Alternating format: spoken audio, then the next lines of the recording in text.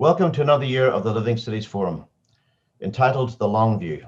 It's been a couple of years since we've last gathered, and I'm very excited about what we have coming up today. Acknowledge that we're hosting this event in Melbourne on the lands of the Kulin Nation, from whose ancestral lands I am now speaking to you. I also acknowledge the traditional custodians of the various lands on which every viewer watches, and the Aboriginal and Torres Strait Islander people participating.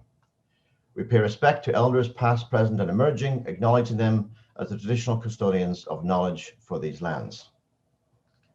Well, what a couple of years has it been since we last got together. The pandemic has turned the world inside out in so many ways.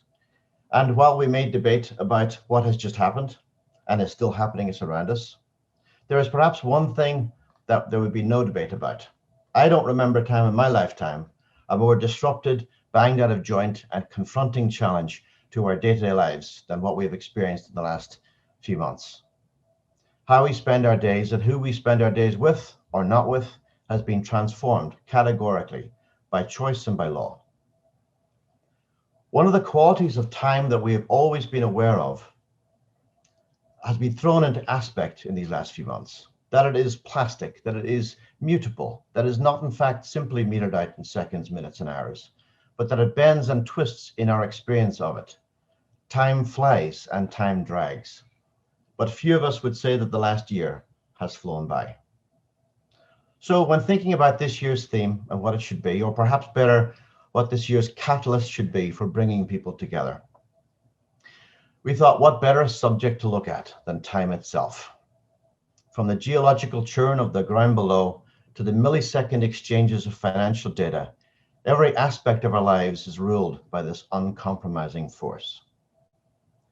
Time resonates with us all, both in the intimate scale of our day-to-day lives and also in the scale of the city, with time determining so much of how we approach the building and designing of our cities.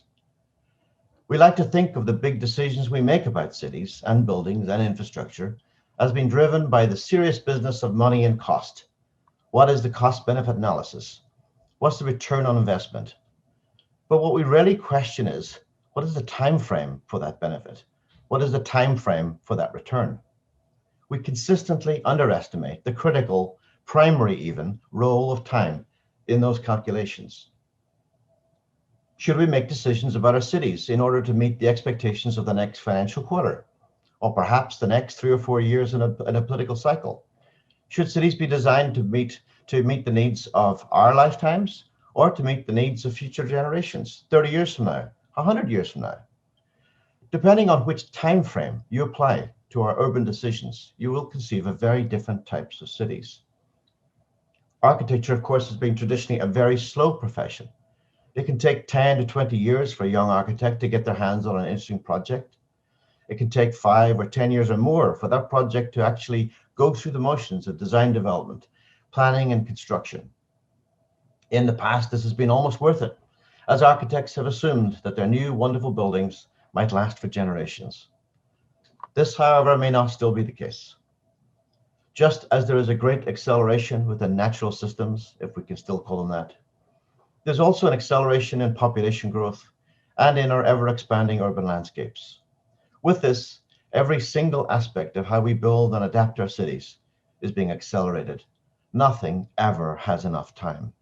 I know that, you know that, anyone involved in designing and building cities knows that. So we have the strange temporal dissonance, where a profession and an industry that has traditionally been geared towards the long game, the marathon, finds itself in a 100-meter race every single day. What if we challenge this perpetual paradigm of no one ever having enough time? What if the thing we lacked the most was not the money to do things right, but the time to do things right? For the Living Cities Forum 2021, we have assembled a wonderful lineup of speakers from around the world to bring their own perspectives to time and how the world seen through different temporal lenses can look like a whole other place. The timing of the forum during this pandemic is important, as the pandemic compels cities to slow their growth, reduce their resources, minimize their footprints, and perhaps make us humans think about life outside of our own timeframes. Before we take this journey in the sifting sands of time, I'd like to quickly thank those who have helped make today possible. I'd like to thank the Victorian Government through Creative Victoria and Development Victoria. I'd like to thank RICV and, of course, the Nemi Milgram Foundation. If you're joining us through socials, the hashtag is #LivingCities21. I did want to mention that alongside our keynote speakers, we also have pulled together a number of additional voices who have been asked to respond to questions about time, including Helen Hester, Jack Self, Zhu Chen, Urtzi Grau, and these recordings will be found on the Living Cities Forum website. I also want to make a quick mention about this wonderful platform that we are all joined by together today. We've probably all grown a bit exhausted by our screens, but they really have allowed things to happen that not so long ago would have seemed like madness. For a start, we are joined today by people beaming in from Houston, Berlin, New Zealand, New York, and Belgium, at a fraction of the carbon footprint they might otherwise have expended. We were due to have this event in Fed Square, as usual, but now we are online, so we're welcoming many, many more people than might otherwise have been able to welcome. So we must count our blessings. This is all recorded, so you might in fact be joining us from the future. So if you're joining us from 2022 or 2050, welcome from the 22nd of July, 2021. Now we have 3 sessions coming up, each separated by a break to help you regain circulation and get a cup of tea. Each session will riff on a different aspect of time and temporality. Later sessions include real time and over again, but our first session is called The Long View, which invites us to think about other ways of perceiving and measuring time. Indeed, it is true that we mark time in the split seconds it takes for a message to load or an app to refresh. Yet while expectations of instant access and immediacy shape political processes and determine design outcomes, the climate crisis compels us to think about consequences that extend beyond our lifespans and for generations to come. To help us through the session, we have 3 speakers. Timothy Morton is a Texan-based philosopher and Rita Shea Guffey Chair in English at Rice University. They write prolifically, not least about and around the subject of object-oriented ontology, advocating for a radical rethink in the way humans conceive of the world and all that's in it, questioning binary definitions of the living and the non-living. Through this lens, the subject-object way of looking at the world, which is a foundation stone upon which Western thinking has been built for centuries, is essentially a master-slave relationship, and it's had its day. After Timothy, we are joined by Celine Reese. She's a Palawa woman descending from the people of Northeast Tasmania. As an Indigenous woman, she brings a unique perspective to her role in architecture, underpinned by her personal experience, heritage, and research into the Indigenous built environment. Bruce Pascoe is a Yuin, Bunurong and Tasmanian man who has published widely in both adult and young adult literature. Bruce is best known for the critically acclaimed book, Dark Emu, which joins a number of other writers, including Bill Gamage and others, in rethinking how we conceive of pre-colonial Australia and how the land was occupied, lived on, and managed for millennia before the first ships arrived. Pascoe is also committed to research on traditional food growing processes through his latest project, Black Duck Foods. These are our first 3 speakers today, and without further ado, I would like to hand over the screen to Timothy, beaming in from their evening in Houston. Well, hello there, everybody. It's an honor to be here. And you see me here talking out of a fireplace that appears to have been designed by Mark Rothko. I'm actually looking into a camera that is on an exercise bike. You can take this as metaphorically as you want. I'm actually assuming that you might want to take it somewhat metaphorically, because this is the week in which the Amazon rainforest has become a net carbon emitter rather than a net carbon sink. And when I found out about that a few days ago, I was deeply upset. I spend my life talking about deeply upsetting things, and perhaps it's appropriate to be talking out of this rather distressingly black hole-like fireplace, given the urgency of what's happening, and hopefully we don't get sucked in past the event horizon where we can't actually do anything to mitigate or even adapt to what's happening. I generally find that a healthy sort of state of dissociation is required to do my job. So if you see me smiling and making jokes or whatever, that's me cheering myself up. And I also feel like people like me talk a lot in the key of extremely negative and extremely scary and intense. And that often puts us all into shock mode. So I'm sort of going to try to avoid that despite how distressed I get about this stuff. So when I normally introduce myself, I say something like, hi, my name's Tim, I'm a philosopher, which sounds very much almost identical to, hi, my name's Tim, and I'm an alcoholic. And you're very welcome to laugh about that. You know, I actually wouldn't dare to have to ever describe myself as a philosopher until other people started to do it. And I think it's worth reflecting a little bit on what that word is and what it means. What it doesn't mean in any way is mansplainer. Unfortunately, that's what a lot of people who look like me take it to mean, and you're allowed to laugh at that as well. Actually, philosopher doesn't even mean someone who has ideas. Lots of people who start doing a philosophy degree think that philosophy is about having a big idea. I wonder where that comes from. And then comparing the size of their big idea to other people's big ideas. I wonder where that comes from. And, you know, when you look at the word philosophy, it doesn't have anything to do with ideas in it at all. The word philosophy is actually two emotions. The first emotion is love, and the second emotion is wisdom. I'm going to say wisdom is an emotion. You know, if you've got a choice between wisdom is an idea and wisdom is an emotion, I think you've got to go with it's an emotion. It's not specifically a set of programs for you to follow or handy hints or whatever.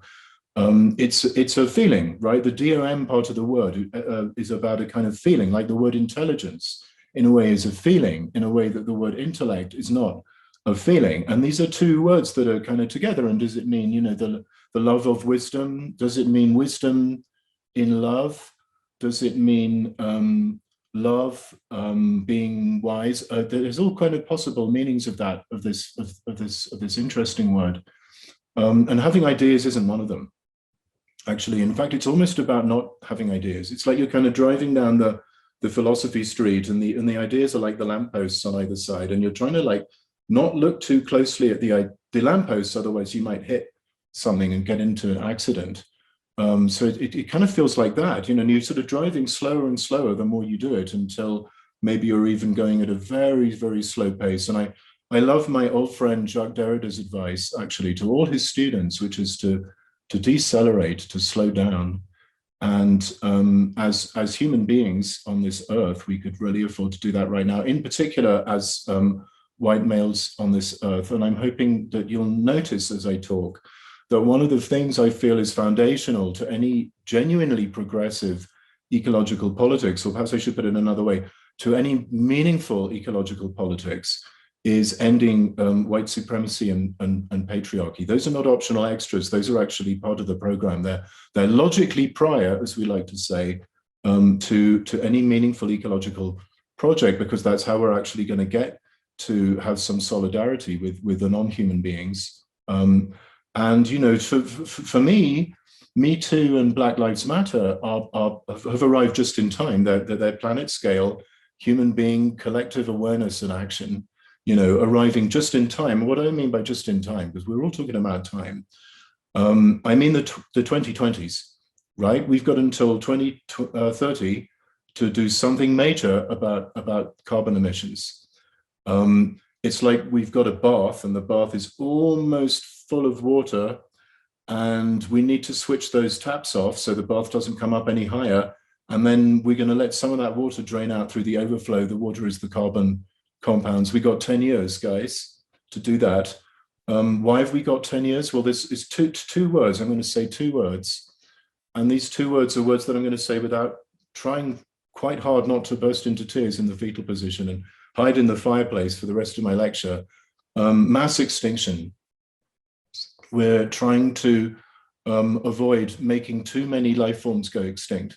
When they go extinct, we go extinct. When we go extinct, they're going to go extinct. We're kind of interlinked with them in an intrinsic way. So, and it's on us, right? Like dolphins do not have the fingers with which to switch off the software that controls the oil pipes, right? This is on us. And it's also on us because we can understand it. Okay, there's two kinds of things to think about here. There's guilt and responsibility. Now, I live in Houston, and a couple of miles to the south of where I live are the people who are directly guilty, right? Like the people who run Exxon and so forth, and they lied to us, and they knew that global warming was happening and was very harmful, and they've sat on this information for over 50 years. And they're guilty. They need to be arrested and put in jail for something the equivalent of war crimes. On the other hand, we're all responsible to some degree, to the extent that we can understand it, right? All you need to be responsible for something is you understand it, right? Like you see a child running into the street, they're going to get hit by a car. You understand that they're going to get hit, so you're responsible for them, right? And the other good thing about responsibility is that it's not in the key of religion, which has caused some damage here, unfortunately. And it's also because it's modal. Guilt is kind of either guilty or not guilty, as they say in court. Whereas modal means there can be amounts of responsibility, right? So, you know, Pacific Islander, 0.00001% responsible, if that. American white man, 99.9% responsible for solving the problem here. So that's why I like to talk in terms of responsibility rather than guilt. And I hope that I don't make you feel guilty, but I encourage you to feel responsible and use your intelligence and your wisdom, which are actually emotions, to work with this problem. And here's another interesting thing about emotions. And this is another aspect of the time theme here, which is that, funnily enough, and I know this sounds odd, but emotions are from the future, right? Ideas are from the past, and emotions are from the future to this extent, right? Like, so why do you do therapy, right? It's because you're having a feeling and you don't know what that feeling is yet, right? Like the feeling is a sort of thought that hasn't happened yet, right? Whereas an idea, like I wrote this book called Hyperobjects, and it's got this fancy word hyperobject in to refer to things like global warming and COVID. An idea is like the receipt that kind of pops out of the cash register of the thinking or feeling process, right? So in a funny way, ideas are from the past, or ideas are the past, and feelings are the future. Feelings have a kind of uncertain, shifting quality. They're also in your body, yeah. There is part of our world that is actually the future, kind of right now, as it were. And that's to do with the sort of unknowable qualities of things, and the intuitive qualities of things, and the hidden qualities of things. And we desperately need to create some kinds of social structure, and actually, frankly, some kinds of urban architecture that have to do more with the future than with the past. And we're presented today with a very stark contrast between the future and the past. We live in a world which is mostly based on the past. If you think about a price of a commodity, the price reflects the past state, or all the past states of that commodity, right? Whereas, we need a society that's more based, I feel, on creativity. If we're going to have an ecologically tuned world, we need a world that's based more on the future and less on the past. And when I say future, I don't mean a predictable future, because that's just building the past out over the cliff, right? What I mean is actually allowing things to be different, allowing the possibility that things can be different, that things can change. Because actually, funnily enough, impermanence is on our side here. I study Buddhism, and I'm quite a contemplative person. And one of the people I like to study says, actually, impermanence means you can heal. Impermanence doesn't mean entropy, like things decaying to nothing. Impermanence means you get the chance to heal, right? Thank goodness for impermanence. Otherwise, everything would be oil all the time. And, this kind of capitalism, I don't know whether we like capitalism or not, but this kind of capitalism is very automated. And in general, it's an extremely automated system that we find ourselves living inside. And, we could probably write the program for this system on a tiny little fortune cookie now. We could say that it's an adaptive AI. The machine learns how to extract life from the biosphere without stopping. And, there's no logical stopping point to these Mickey Mouse brooms. If you've seen this Sorcerer's Apprentice part of the film Fantasia, you'll know what I mean, where Mickey Mouse gets the broom to do the sweeping. And then there's 2 brooms, 4 brooms, 16 brooms, and so on. Suddenly there's millions of brooms, and planet death, things that started good, right, ending up looking bad when you repeat them and when you magnify them. which kind of means like things that look okay at this scale, looking really not good at this scale, right? So for example, to go back to the alcoholism, you have a drink, it feels good. Then you have another one, so why not? I'm pretty disinhibited, I'm excited, I'm happy, that have another one.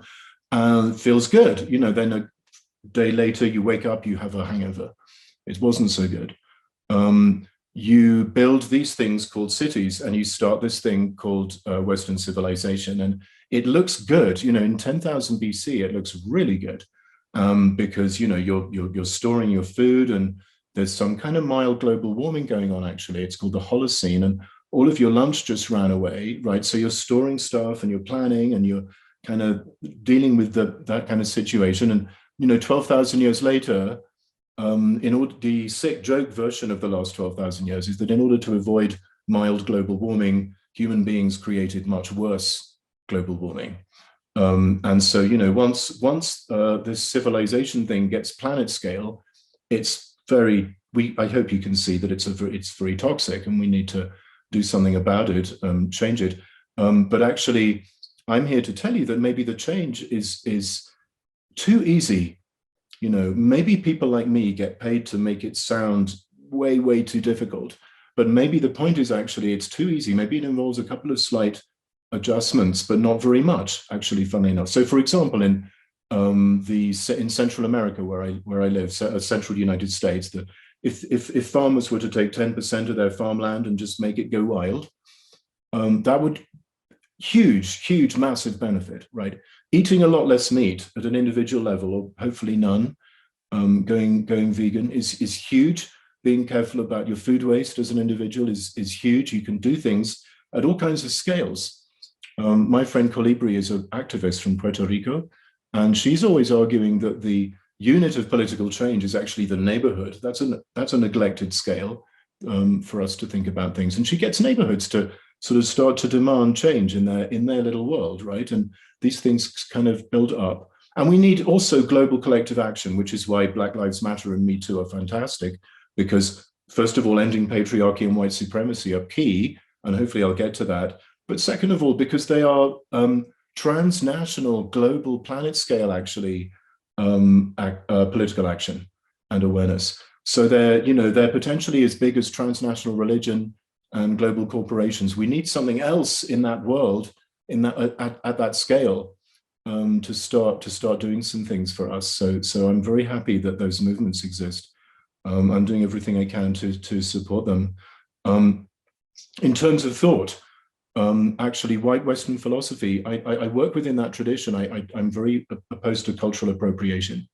But I have found, coming from, as I do, a deconstructive lineage, that kind of like in 2001, where Dave, the astronaut, is taking the little cassettes out of the mainframe computer, HAL 9000. He doesn't have to take them all out. He just removes like a crucial 10 or 12 little cassettes there. They sort of pop out, and the computer starts to shut down and sing Daisy Daisy. It's a little bit like that with white Western philosophy. It's sort of like on very thin ice with all this weird subject-object stuff that it likes to talk about.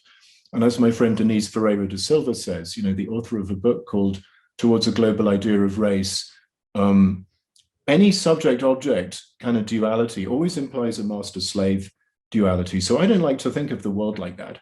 I like to think of the world a little bit more like everything is kind of potentially sort of kind of a person in a way. I think that's better than thinking that it's a machine or just a block of matter. And I'm getting this from inside of white Western philosophy by just removing a couple of little pieces. And I think that's the responsible thing to do, and the right thing for someone like me to do.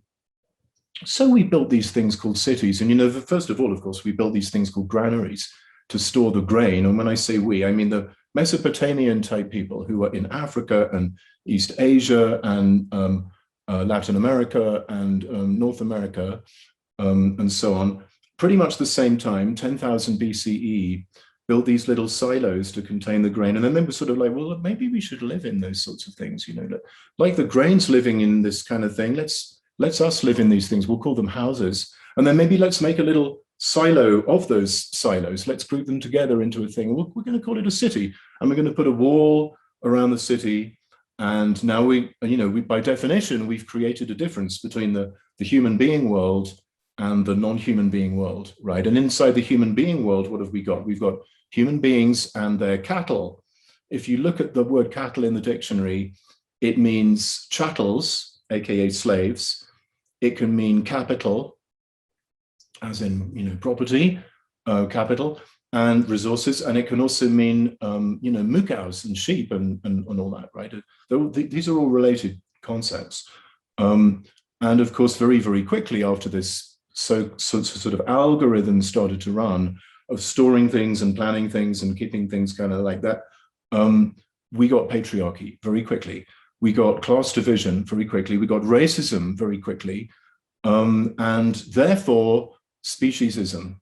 Actually, speciesism, the hostility of a human being to non-human beings, and the idea that actually anthropocentrism, that human beings are somehow superior or fundamentally different from other life forms, is, I claim, coming out of racism, is coming out of white supremacy and coming out of patriarchy, is how that's born. And so then you have this distinction within the sort of human being social space between all kinds of beings. And then this gives rise to the distinction between the human beings and the non-human beings. And outside that wall, it's called nature, right?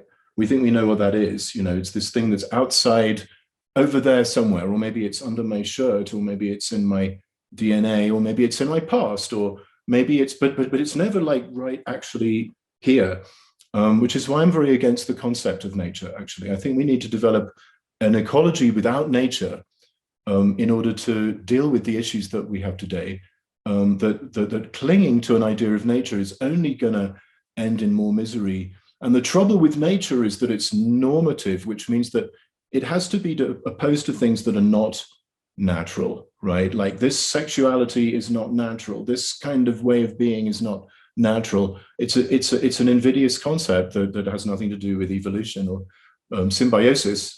I prefer to think of things as symbiotically linked. And I like to talk about the biosphere.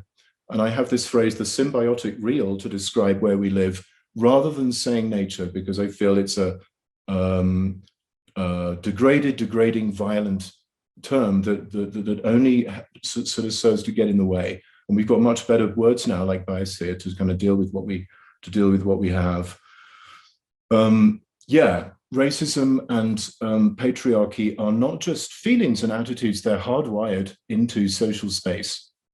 This is the lesson, for example, of critical race theory, which is coming under all kinds of absurd attack by people who don't even know what any of the words in that phrase mean in America. And in a funny way, they really should embrace it, because actually it's not about guilt, it's about responsibility. It's about realizing that no matter what your feelings are, your precious white man feelings, the structure that you're in is racist, right? So now you understand that, so you're responsible to change it. Yeah. So it's not about making people feel terrible. It's about empowering people to realize that they live in a toxic structure that we have to do something about to change it. And again, I feel like this is how we get to the coral, right? This is how we get to the dolphins. This is how we get to become responsible members of the biosphere, by tackling white supremacy and patriarchy very directly. And that the sort of fullness of our world is something that we're alienated from, and that this fullness is actually the future. Yeah, it's not some kind of Garden of Eden. It's actually the future. We're alienated from the future in a funny way. People like me like to be very cynical and sort of say, well, we're really paralyzed and there's nothing we can do, and ideology is everywhere. Maybe, yeah, correct, but that doesn't mean it's everything, right? It doesn't mean it's everything. Just because ideology is everywhere doesn't mean it's everything. See, the thing about the future is it's real, but it's invisible, right? Like the hidden shadow side of things is real, but it's invisible. I like to think that everything has a kind of underworld, right? Like this fireplace has an underworld. It's pretty clear. My shirt has an underworld. My nose has an underworld. Black hole has an underworld. The idea of black hole has an underworld. We discover these things in the West with art and poetry and music and so on, because we allow those things to like have an underworld, and sort of speak to us about that underworld. And we can glimpse this underworld. It's not completely invisible. It's more like a sort of shimmery kind of mirage, and it has this kind of flimsy quality to it that you almost don't think, oh, that's just nothing. But actually, in a way, it's far more powerful than any of the other kind of sclerotic, calcified structures that we see around us. We just have to kind of get used to it. In African philosophy, it's called the Kalunga.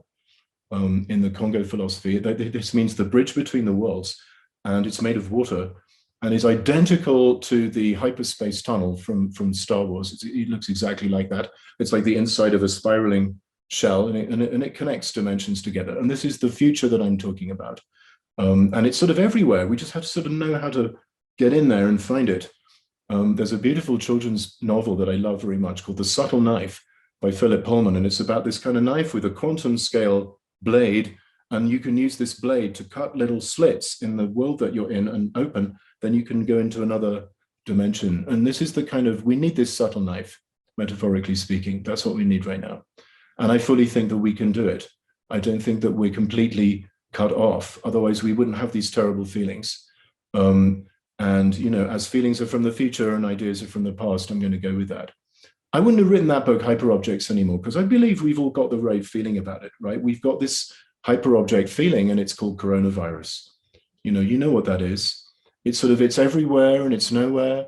It's affecting this symposium right now. Two instances of COVID in maybe March of last year in Washington State on the west coast of the USA. And I just sort of thought, well, there's two instances, so it's on every single lamppost in the USA.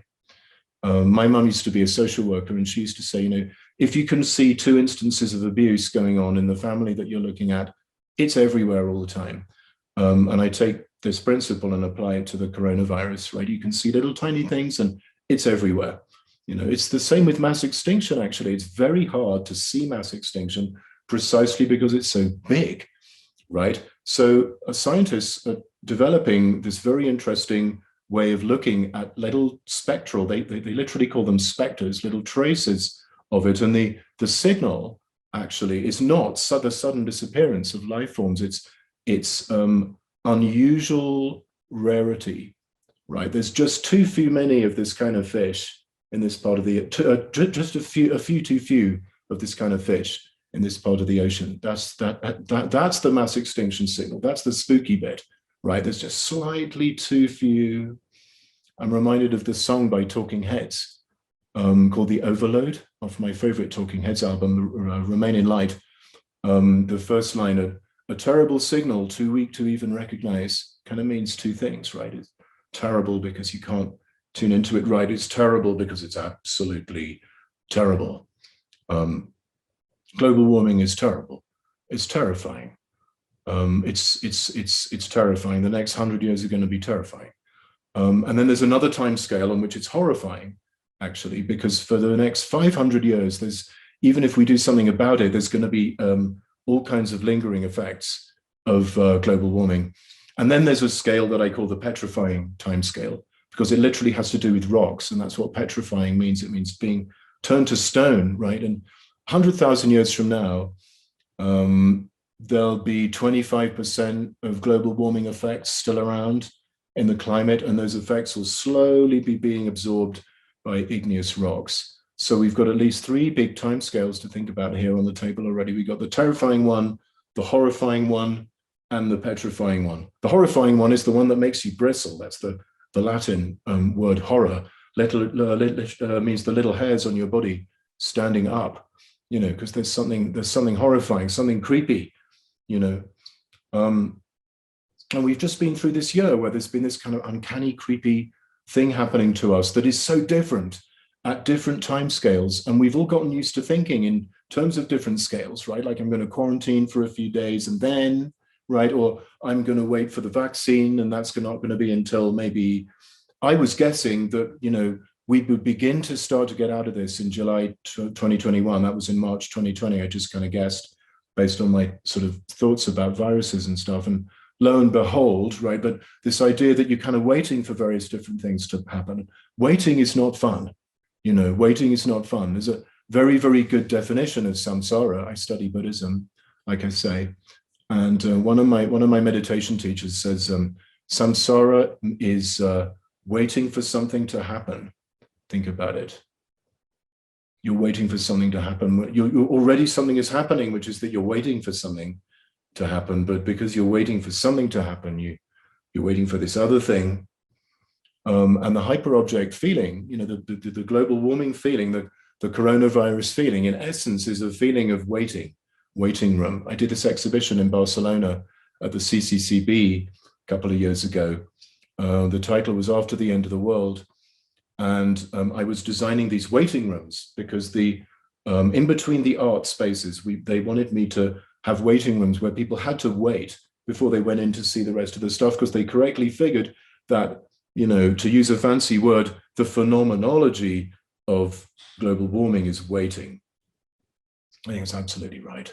Waiting for something to happen. And you know, this actually gives rise to this interesting question people keep asking: is it happening yet? Is it fully kicked in yet? You know, a related question: is this weather pattern a symptom of global warming? Okay, so these two questions are questions that need to be addressed. The feeling of "is this happening yet?" means it's happening now. That's the feeling, right? Like, if you've been in a car accident, I was in a car accident a couple of years ago, and when you're in one, there's a feeling of unreality. Like, is this even happening?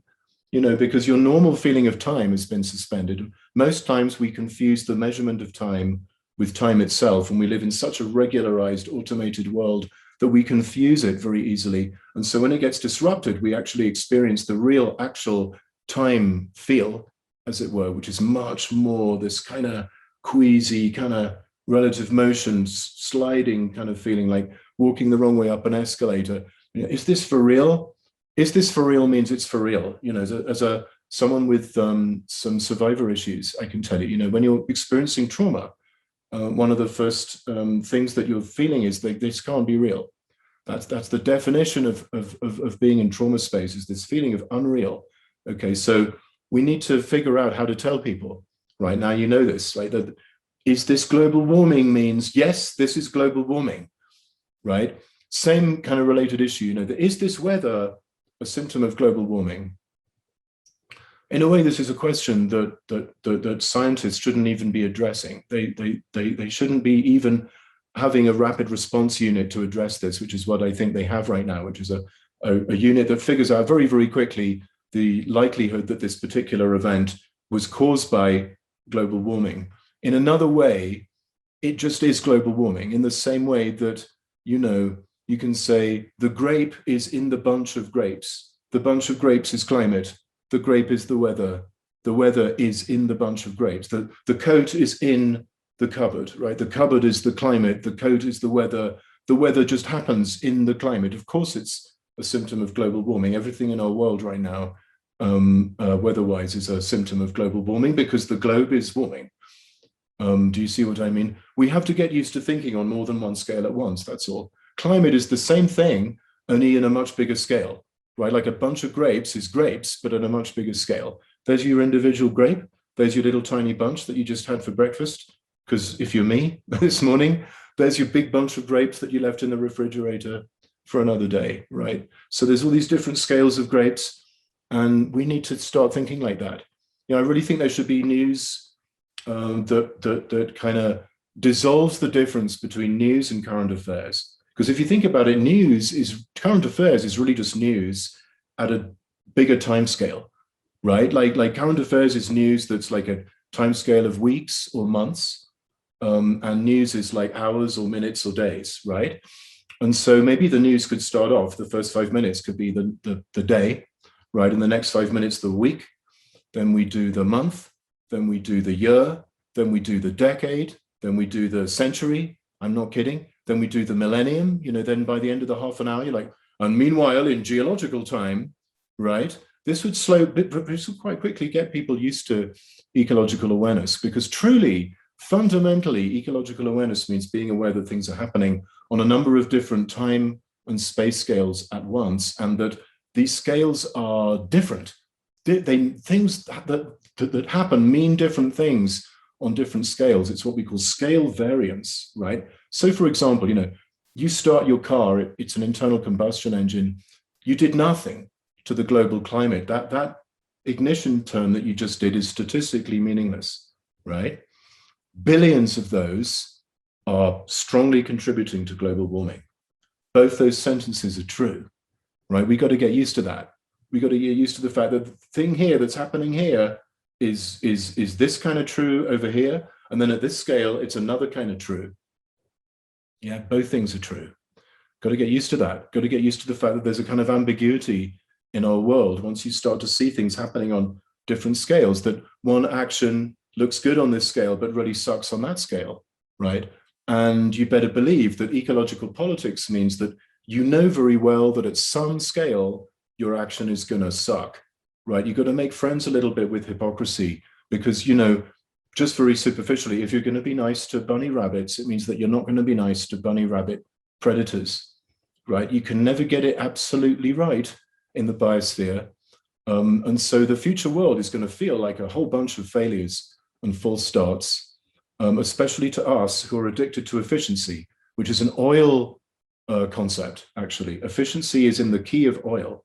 If we're going to create an ecological society based on efficiency, I would like to beam back up to the non-existent Starship Enterprise, please, because I think it would create a control society much more toxic than the one we live in right now. We need to build one that's based on creativity, not efficiency. Because what do you call these things when you're doing all these false starts and you feel failed? And it's called creating something, right? You're doing a painting and it's not quite working and you have to do it again, and then you get an inspiration and then it doesn't work, and so on and so on. And I feel like the future world that we're about to enter, I'm hoping that we're starting to create, is going to feel to us like making prototypes and trying and failing and realizing that we can't perfectly succeed. But that's actually a much better, healthier place for us to be than to try to find kind of one size fits all, one solution to rule them all kind of issue. And if you're feeling a kind of left-wing way, which I am, a socialist, communist type of a person, I feel that that kind of world actually will feel more like, if it's a genuine world, more like a kind of world of failures and false starts, aka a world based on creativity, aka a world based on the future rather than the past. So here's two different emotions to do with time, and time really is an emotion, right? Time is an emotion, guys. It's not the measurement of time. Time is not the measurement of time in the same way that, my feet aren't the measurement of my feet. They're my feet. Time is a feeling, right? Very deeply, time is time feel, and everything has a different kind of time, different kind of temporality, like we like to say. And there's all kinds of intersecting strange temporalities happening right now. And I think maybe one way to think about it would be to think about Shakespeare. Have you ever seen a late Shakespeare play, like The Tempest or Cymbeline? Because in those plays, there's very often a feeling. It's also in The Twelfth Night. I love Twelfth Night. Brilliant, beautiful play. Melancholic play. I'm a big fan of melancholia. And in this play, The Tempest, for example, late Shakespeare, there's this feeling of intersecting times, right? What do I mean? Well, you've got the afternoon, to save the island. You got a couple of hours. Urgent problem you got to fix. On the other hand, you've got all the time in the world, right? That's what now feels like, doesn't it? All these intersecting times. It's this funny feeling that in Western art is mannerism, right? Of kind of different times bisecting each other all of a sudden, and becoming aware that different entities have different kinds of times. There's virus time, and there's human being time, and there's global warming time, and there's dolphin time, and there's capitalism time, and there's Tim doing this funny gesture time that he's not sure what it means time. Please laugh. So, given that, in terms of urban design, there's one enemy actually that we can easily identify, one enemy that is kind of getting rid of some of these time feelings. Yeah, I feel like the more different feelings of time we have, the more of a healthy world we're going to create, actually. And there's one word here, overkill. If you're a Freudian psychoanalyst, you're going to say death drive, but I like to say overkill. Overkill is a really good translation of death drive. And, you know, you better believe that architecture loves to use overkill materials. You know, in general, you know, not progressive architecture, but just the way cities and towns are, for example, in the USA, there's a kind of default overkill. And my example for that would be the American lawn, right? The American lawn. We all think of ourselves as kind of sophisticated, diversity celebrating people on the whole. On the other hand, it's compulsory to have in front of your house a conformist from the 1950s called the lawn, a symbol of private property in public. Basically, everyone has to have their own Blenheim Palace kind of front part, which is just a whole bunch of grass in front of Blenheim Palace in Oxfordshire. Everyone has to have it because it's democracy. And, you know, it's at the expense of other life forms, including human beings. Yeah, it's a white supremacy space. The lawn in University of Virginia, in front of Monticello, Jefferson's house, it was huge, and it was designed to give you a kind of false perspective that would obscure the slave quarters that were on the side of that house. And, you know, being a Black person, stepping on someone's lawn in the USA often could mean you get shot dead, right? There are these laws called Make My Day, and people are allowed, if they see you stepping foot on the property, you know, don't step on the grass has real consequences. And lawns are white supremacy spaces. They're also very masculine spaces, I would argue, very patriarchal spaces where you have to have this kind of marine kind of jarhead lawn size. And in some states, you can actually be arrested and fined for having the wrong size of grass. I believe the regulation height in Colorado used to be at least 1.75 inches. No psychedelic crucifixes, please. You've got to have this perfectly regular Barnett Newman style painting, kind of horizontal version in front of your house. And this represents, in the abstract, the privacy, you know, but in public, you see. And in order to achieve it, of course, you have to destroy many, many life forms. You have to use a chemical called Roundup, which is the nephew of napalm, and a major carcinogen. And you have to erase the grass with your lawnmower. And, you know, the feeling of sitting in there, kind of contemplating your handiwork is a kind of toxic feeling, really. And that freshly mown grass smell that you like is, in fact, you know, now we know plants have some kind of sentience, right? And the way grass communicates terror is the lovely, freshly mown grass smell, right? So next time you smell that, that's actually the grass kind of screaming because it got genocided. And on that cheery note, I'm going to finish my lecture. It's been a great honor to talk to you today. Thank you for having me, and I'm looking forward to continuing the discussion. Thank you very much. This is the Living Cities Forum, and coming up is Celine Reese. She's a Palawa woman descending from the people of northeastern Tasmania. As an Indigenous woman, she brings a unique perspective to her role in architecture, underpinned by her personal experience, heritage, and research into the Indigenous built environment. Nalanika, Mukanika, Warankalinika, Nuyina Nika, Warantatakara, Eastern Kulin, Miletina Nikatu, Ninawana Manamapali, Nupuri Manamapali, Nuyina Manamapali, Waranta, Tunapri. This earth, this sea, this sky, these ancestors. We stand on Eastern Kulin country, and with our eyes and with our ears and with our spirits, we listen and we learn. My name is Celine Reese. I'm a Palawa woman descending from the Plangamarina and Trawway peoples of northeast Tasmania and convicts from and free settlers from the UK. I work at Jackson Clements Burrows Architects. I'm a lecturer at Monash University and hold a number of advisory and director roles, including co-chair of the Australian Institute of Architects First Nations Advisory Working Group and Cultural Reference Panel, and on the directorship of Pala, Women, Equity and Architecture. Everything I do is driven by a core purpose to indigenize the built environment, so I thank you for inviting me to speak today. I'm going to start my little yarn with a story. So back when I was learning to weave, an elder came and sat next to me one time. I'd never met her before, and I never met her again. We talked as I weaved, and once I got the hang of it, and I decided to make her something. A little while later, I handed over this very small and rather wonky looking basket, and I was a little embarrassed, to be honest, about the quality of my work. So I was very surprised when she held out her hands to receive this basket, as if it was the most precious thing she'd ever touched. She smiled, she thanked me, and then she started to tell me a story. She motioned and asked me to imagine a creek running across our feet and to understand the movement of water to represent time. She then slowly motioned, dipping this basket into the water while explaining that the weaving has small gaps in it that allows the water to flow through it, and that the woven basket represents our body. She held the basket in the running water and said, "We don't move through time, time moves through us." Back then, my very literal and pragmatic brain, highly conditioned by a very Western education that valued processes that require facts, evidence, and proof from a Western source and methodology, went into a little bit of overdrive. I couldn't stop myself from believing that there was one absolute truth that I had to find in this story, and I needed to know what this was. And I needed to know why this very generous elder shared this with me.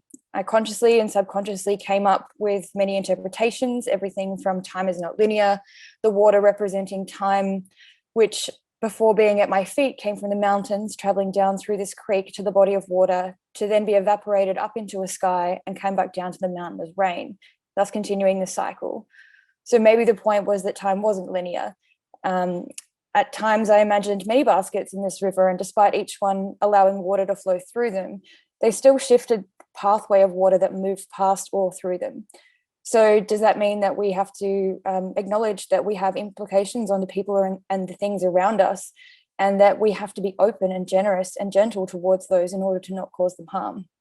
On the other end of that scale, maybe some of those baskets are less porous and prevented time from passing through them at all, thereby being guided by their own cyclical living, not being guided by their own cyclical living histories and causing too much damage to others by forcing water to divert around them and run into their neighbors with greater force. Eventually, I stopped pondering over this obsessively, and I sort of sat in the back of my mind for years and years. And once I stopped chasing the answers and chasing the proof and chasing the Western methodologies that I had to decolonize from myself, the answers slowly made their way to me. There is no absolute truth in this story, no one way to interpret it. And what I had imagined at the time was not wrong, but I had shut out the flow of knowledge and thinking that was happening before, because I felt the need to filter through it to find one simple truth. Over the years, I've imagined this story in many different forms, some physical, some emotional, some metaphysical. Sometimes it's about knowledge or trauma or joy. And more recently, that little creek has become a river, with each tributary holding a specific intent, experience, power, or influence, both positive and negative, and everywhere in between. Each of these coming towards my basket, and unless I take the responsibility to work through those and heal them, the water keeps coming back in this cyclical nature. Ultimately, though, the more I imagine this little basket, allowing the water to flow through me as time flows through me, the more I feel connected to my ancestors, their strength, resilience, and passion. I'm telling you the story because I want to talk about 3 projects really quickly that I've had the privilege of being involved in as a way of illustrating the point that I'm trying to make, is that everything that we need to do to indigenize the built environment has already been dreamed up and imagined. And our job is to listen to elders, to each other, and to be open to the experience of time that moves through us to find ways of remapping knowledges, protocols, aspirations, cultural practices, and expressions, the list goes on the worlds that we create around us. I want to start by talking about acknowledgements of country. Every time I've had the honor of being invited to attend or be a part of a welcome to country on the places that I live and work, I've always been asked a few things as part of that process: to commit to the laws and the values of that country, and to define my purpose for being here. This is not my country, and I have the honor and the privilege to live and work here, and respect that by accepting that invitation to be welcomed onto this country, I am committing to upholding the laws and values. My purpose of being here today and every day is driven by that commitment, and it's the responsibility that we all share. I've chosen architecture as my profession, and while my education did not ground me at all in this country or my responsibility to it, The elders of these countries have and continue to do so both passively and actively. They hold the right to speak on behalf of their country, and it is our job to listen and act in partnership in response. I say our, us, and we to mean all of us, because this is the commitment we all make when participating in a welcome and living on Aboriginal and Torres Strait Islander countries. We do three things in response to a welcome. The first is to deliver on what it asks of us, the commitment to abide by the laws and the values of country we live and work within, and declare our purpose. And thirdly, to move beyond that acknowledgement and into an action that recognises the power we all hold as individuals to make better decisions for country. The health and well-being of Indigenous people is intrinsically linked to the health and well-being of country, as we do not see ourselves separate from it. We are a part of it, existing in equity with it, and we are responsible to it. And if this is your country, you already know that. And if it's not your country, then this is your responsibility too. So I declare my purpose for being here today and every day as holding a responsibility to Indigenise the built environment, to normalise the built environment, reflecting, embedding and celebrating country, caring for her health and well-being, working towards a built environment where the systems that exist to facilitate it align with the laws and values of the countries that they're created in. This is my long view. Every action in between is a stepping stone to a future where the built environment gives identity back to country that it took away, both cultural and sustainable. As Indigenous people know, I'm not the only one doing this. I have my ancestors who give me strength, the elders who guide me, and the community of both Indigenous and non-Indigenous people working collectively to create better worlds for the next generations. So my question to the audience is to ask you to assess what power you hold in the number of decisions you make every day and what changes you can make, big or small, to work in alignment with the laws and values of the countries that you live and work on. This requires a number of things of you. The first is to go back to first principles, which means many things to many people, especially in architecture, but at the core of its practice is recognizing and removing the assumptions we all make, often based on the things that we've learned as truths, but never questioned. Once we remove these, we can arrive at the most fundamental truth we can, and from this, we can arrive at a position that we can reason from. What should happen during this process, which is very much a practice, not a project, and it is lifelong. And what should happen is that we assess and reassess our individual and shared values. We all have personal values, some inherited from our families, cultures, communities, some developed based on our life experiences, both positive and negative. Our values change across the course of our lives based on our experience and serve as an internal and sometimes subconscious guide to what we consider right and wrong. Our shared values are the foundation of our rights. For example, human rights, the values and rights of human beings govern the decisions and the actions that we take and what we advocate for and protest against. I honestly can't believe I'm putting these up on a slide, but anyway, these are what the government define in Australia as Australian values. I imagine that many of you will have a quick glance at this and will notice that you would have seen at least one event, policy, action, or article in recent times that shows that these values do not hold true for Indigenous peoples and other minority groups. In understanding this, the point I actually want to make is that every single one of these is human-centric. So I may have been a bit cheeky and did a bit of a markup on behalf of country. This, of course, is not exhaustive or complete or undertaken with any engagement whatsoever. But my intent of being provocative is to shift your perspective a little bit on the responsibility we hold to the countries, places, and environments that we shape within our work. It's not all about humans, and nothing will survive if we keep operating with this mentality. To put this in context, albeit linear, the black line represents 60,000 years, plus or minus whatever science can prove, of Indigenous people caring for their countries that they've been responsible for a while, for their lifetimes. The zero in the bottom right-hand corner represents the year zero based on the calendars that we follow, and the white represents the time since colonization. I show this with the intent of contextualizing that First Nations peoples have thrived, innovated, and lived sustainably in partnership with country for a very long time. The widely told story of Australia is dominated by the hand and the perspectives of those who hold the pen, so the value of Indigenous knowledges, custodianship, and being is too often not granted the epic and frankly indescribable respect it should deserve. If nothing else from my talk, I ask you to challenge the egotistical, human-centric, patriarchal, and capitalist positions that colonization has normalized and find a place in your heart, mind, and soul to at the very least respect this reality. Now, this talk is, of course, supposed to be about architecture as well, and I promised 3 examples, and I hope to get through them quickly in the time. A handful of Aboriginal and Torres Strait Islander peoples and non-Indigenous allies have been working for decades to advocate for First Nations countries and peoples in the built environment. And in more recent times, and in my generation, this community has grown to perhaps 6 handfuls of people. My experience over the last 11 years since entering the profession, the concepts of working with country and Indigenous people has gone from being not even a conversation to a nice to have to a fundamental responsibility.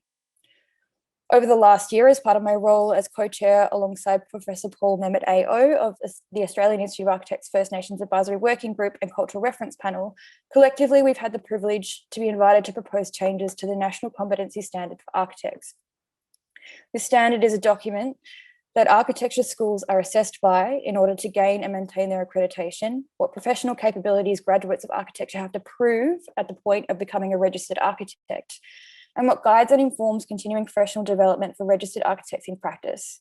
This document represents the minimum standard for architects, and through the collective effort, passion, advocacy of both the AIA, the First Nations Advisory Working Group, Cultural Reference Panel, and the AACA, for the first time this document includes an architect's responsibility to country and First Nations peoples. I don't have time to go through all of these in detail, but I do want to highlight some key aspects and encourage you to read the updated document. The introductory statement includes an acknowledgement that embedded within the practice of architecture is a recognition of Aboriginal and Torres Strait Islander people's ongoing connection to and custodianship of country.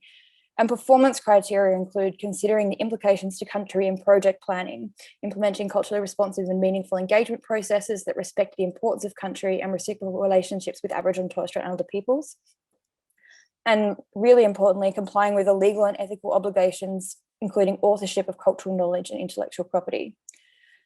Having an understanding of Aboriginal and Torres Strait Islander people's aspirations to care for country and how these inform architectural design, understanding how to embed knowledge, worldviews, perspectives of Aboriginal and Torres Strait Islander peoples shared through engagement processes into the conceptual design in a meaningful, respectful and appropriate way, being able to evaluate design options in terms of cultural and community values embodied in the site, and communicate in culturally responsive ways.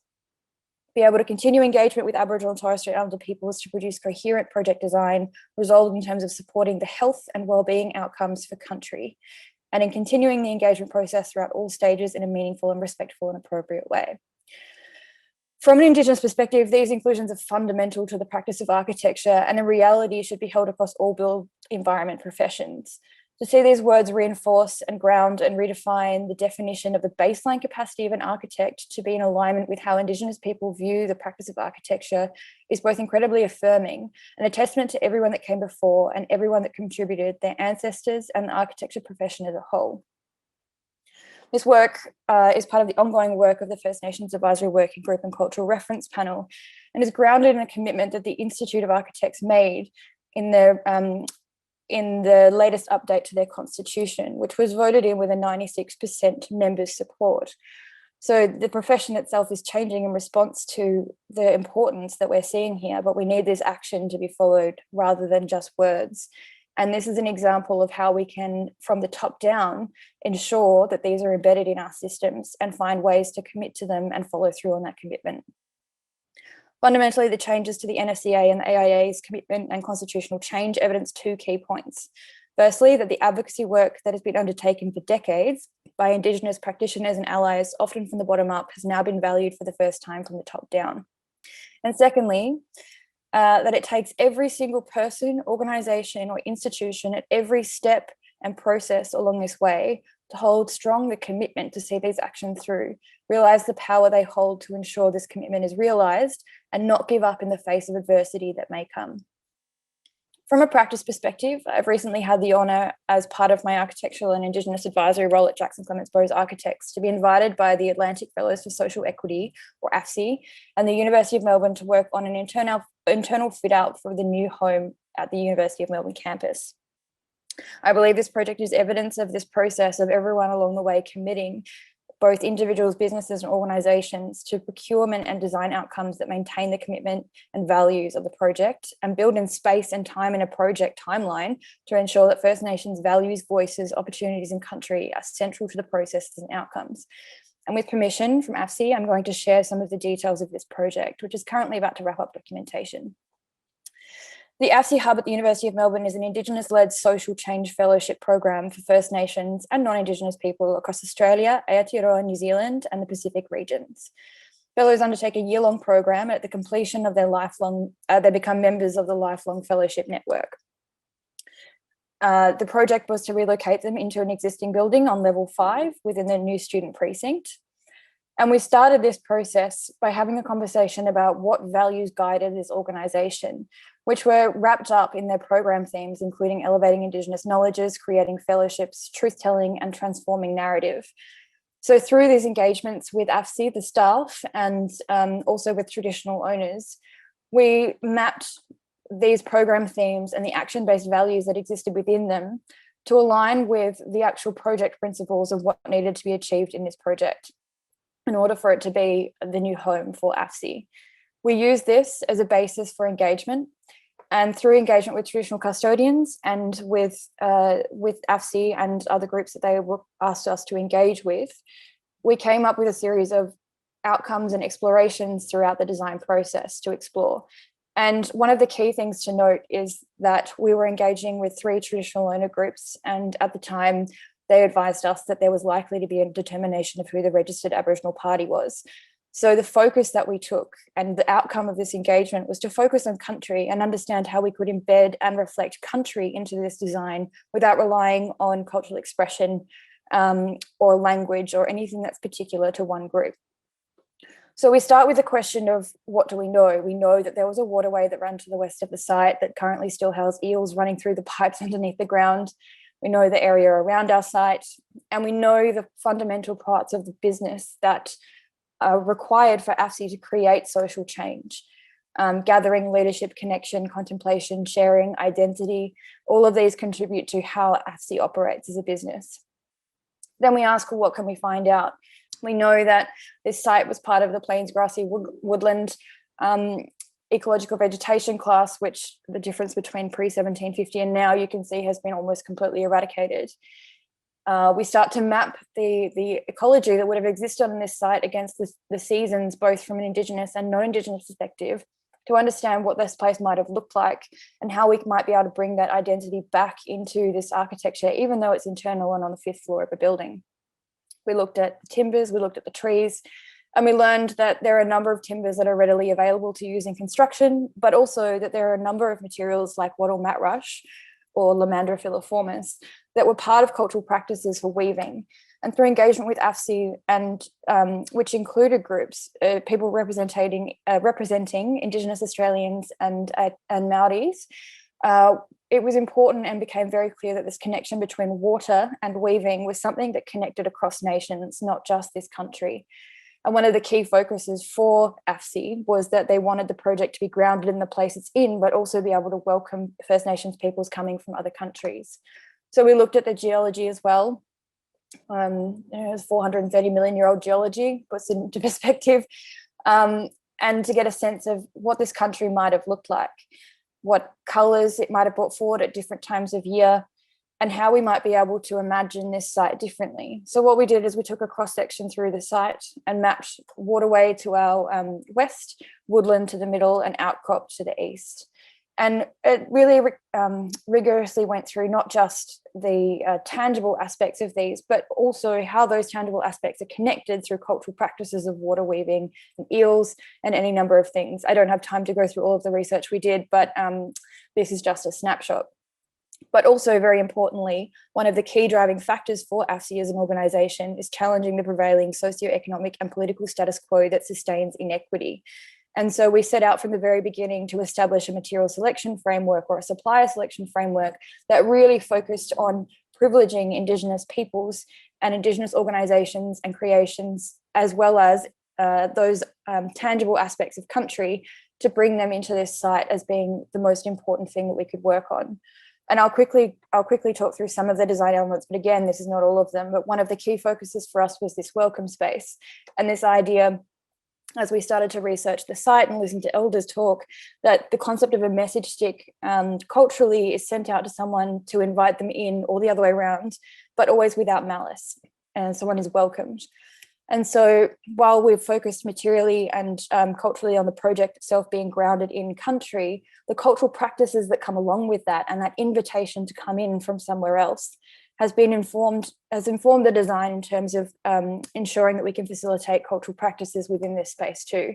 So we've established this sort of almost chandelier of hanging message sticks that have one for every degree of the circle. So that when you lay a map down, you can draw a line out to where you've come from. And as part of your induction ceremony, that message stick gets adorned with a woven sleeve.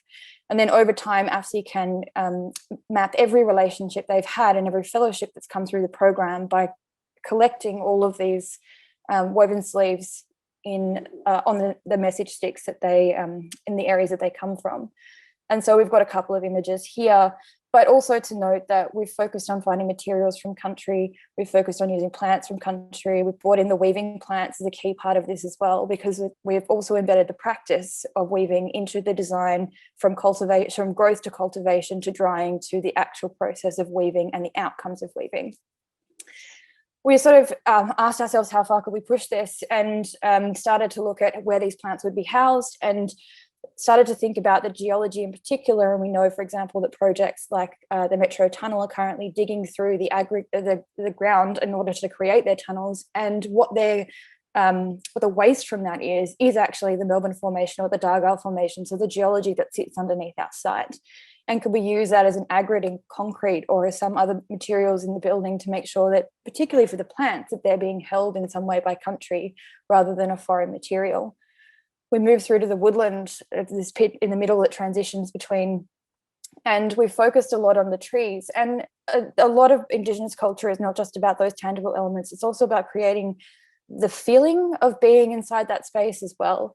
And so we did an analysis, and we figured out that we could understand and we could know the density of trees in this area and what their likely trunks were going to be, and how we could use optical illusions to create that sense of moving through a forest, even though these elements of these timber slats are going to be static.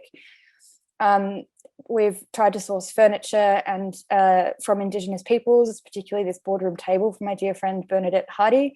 And we've also started looking at how we can incorporate and challenge the materials that we would normally use in this environment. So we're using kangaroo leather on the banquettes, and we're using possum skins to adorn chairs, and we're bagging these existing brick walls with a material that with a render that contains native seeds in it.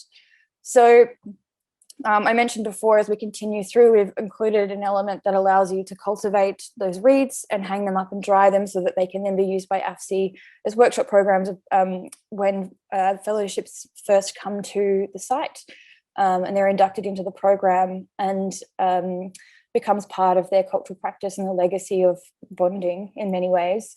But also, how can we celebrate the infinite knowledges that are held within, for example, eel traps or fish traps in both Australia and New Zealand, and knowing that that story exists next to the site, and that story is not just Australian, it's also global.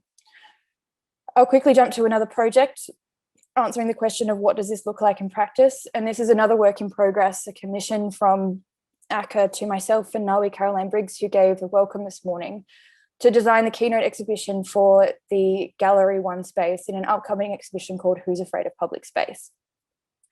And so we've looked at this site, we've looked at the grid that it gave us, we've mapped against that the sort of the natural depictions of this country or the markings of this country that are born from nature, and use that as a spatial organization tool to set out something that I think is pretty special.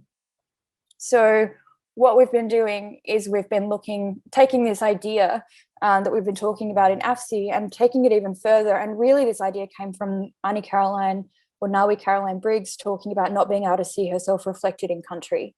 And typically in architecture, you have to conform to a series of regulations that limit what you can do. And the timeframes of a project often mean that you can't innovate outside of that.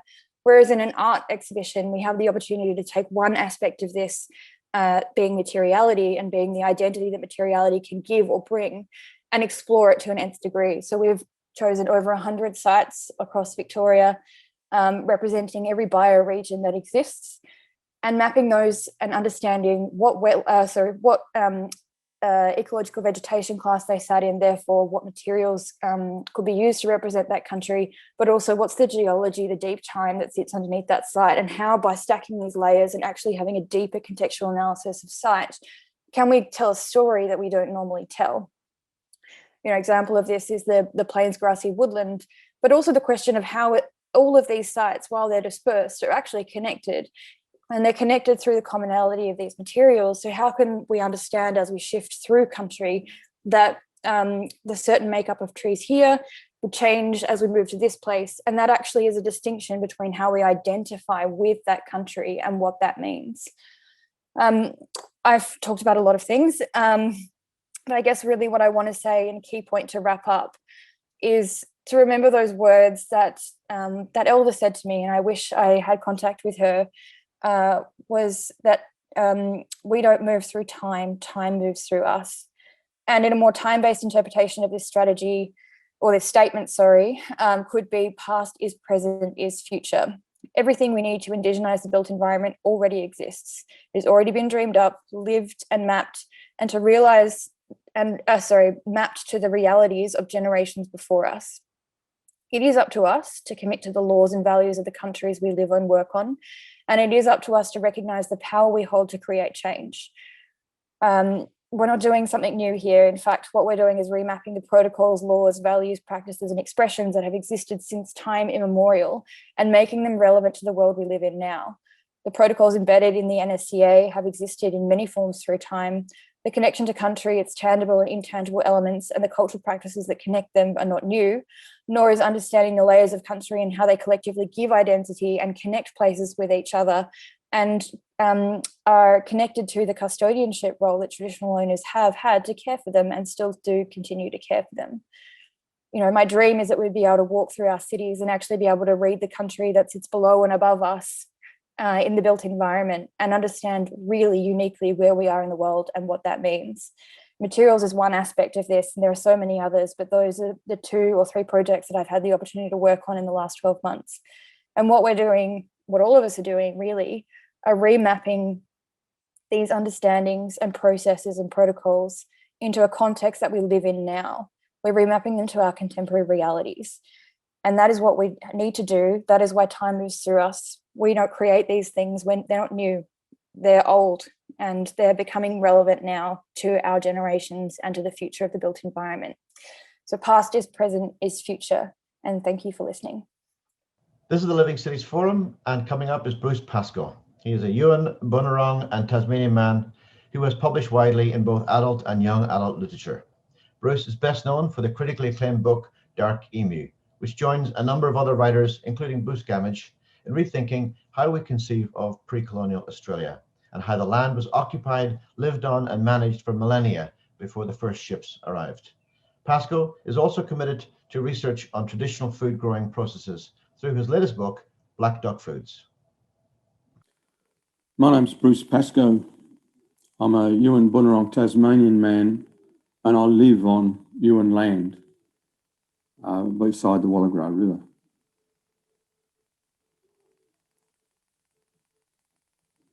When we criticise the oppressor, there's always a kickback.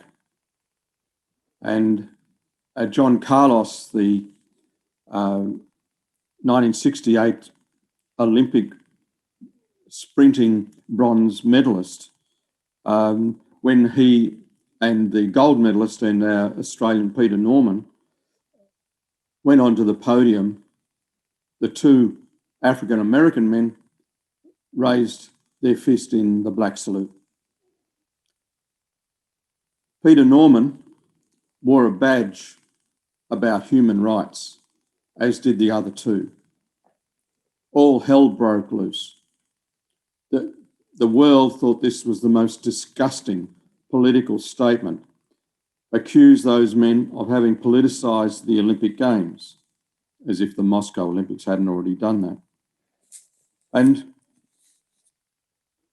what became obvious was that Australia disowned Peter Norman. He still remains the only Olympic sprint medalist since that time, and yet we disown him. We'll drag out Betty Cuthbert, we'll drag out Dawn Fraser, but no one ever talks about Peter Norman. He's dead now, unfortunately, but he paid the price of criticising the oppressor. And that's what John Carlos said. He said, sometimes we are made afraid to criticise the oppressor. But we have to do that because without an honest discussion about colonialism, colonialism continues to rule. And one of the great tools of colonialism is to make people afraid to identify and to make the Indigenous community become gatekeepers amongst themselves. And so the work of the oppressor is done by the oppressed. And fascist leaders all around the world have done this repeatedly. The rules of engagement are well known, they're very efficient, but we still have to protest for a better world. We're just not talking about human rights, we're talking about a better world. And this might seem a long way from discussion of a city, but we're talking about humanity. Humans build cities, humans build towns, humans build houses.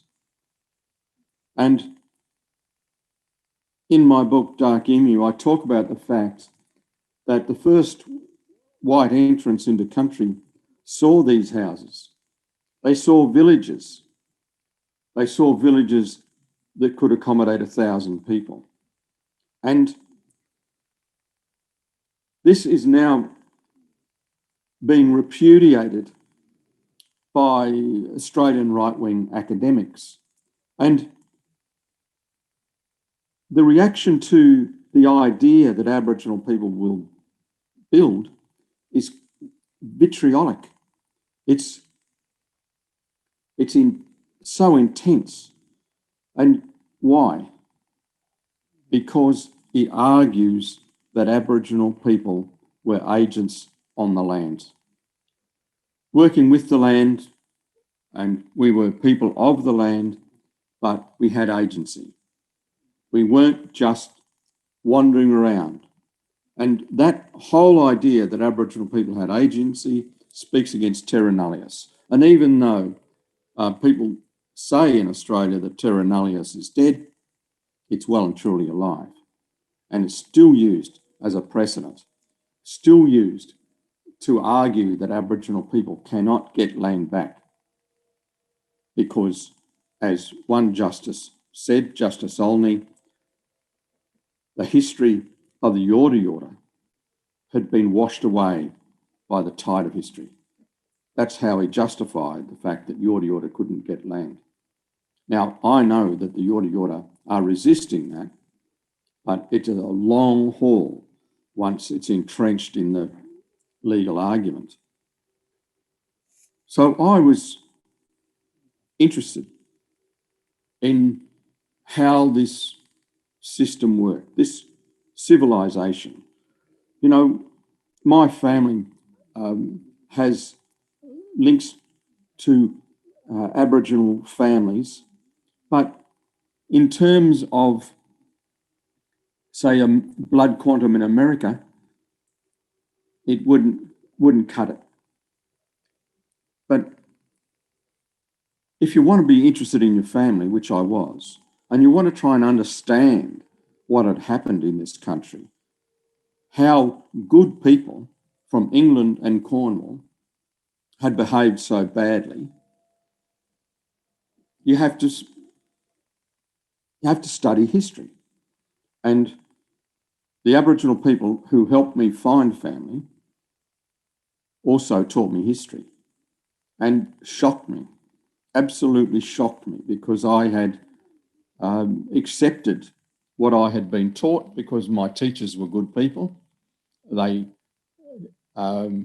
didn't appear to be people who were lying, but the accepted history in Australia is unbelievable.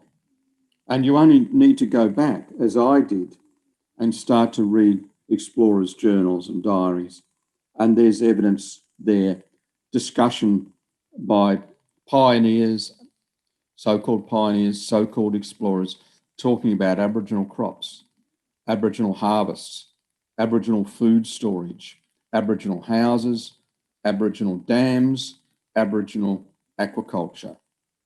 All the evidence we needed to talk rationally about the previous culture to the mainstream culture in Australia today was there. It is still there.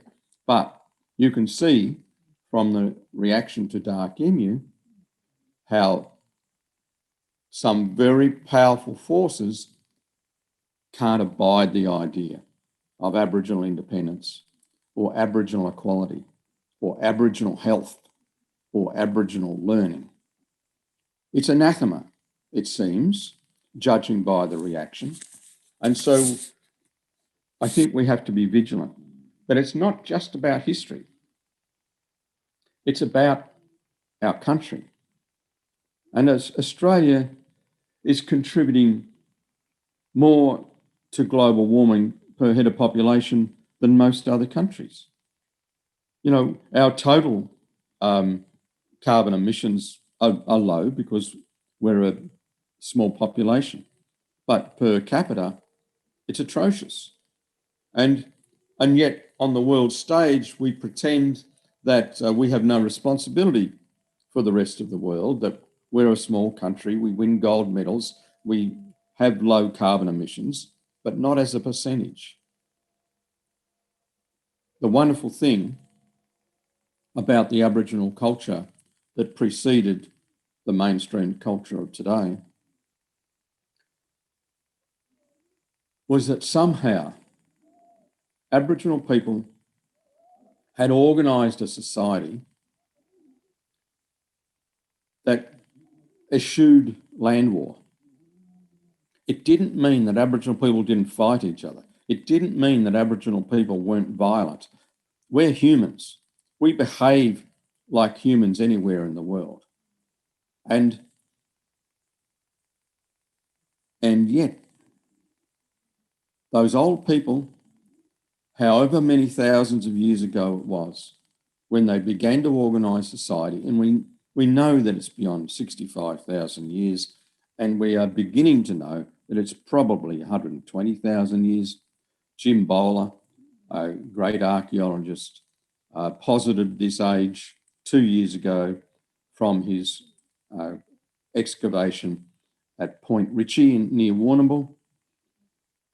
So, but it doesn't really matter whether it's 65,000 years or 120,000 years. It's still older than any other culture on Earth.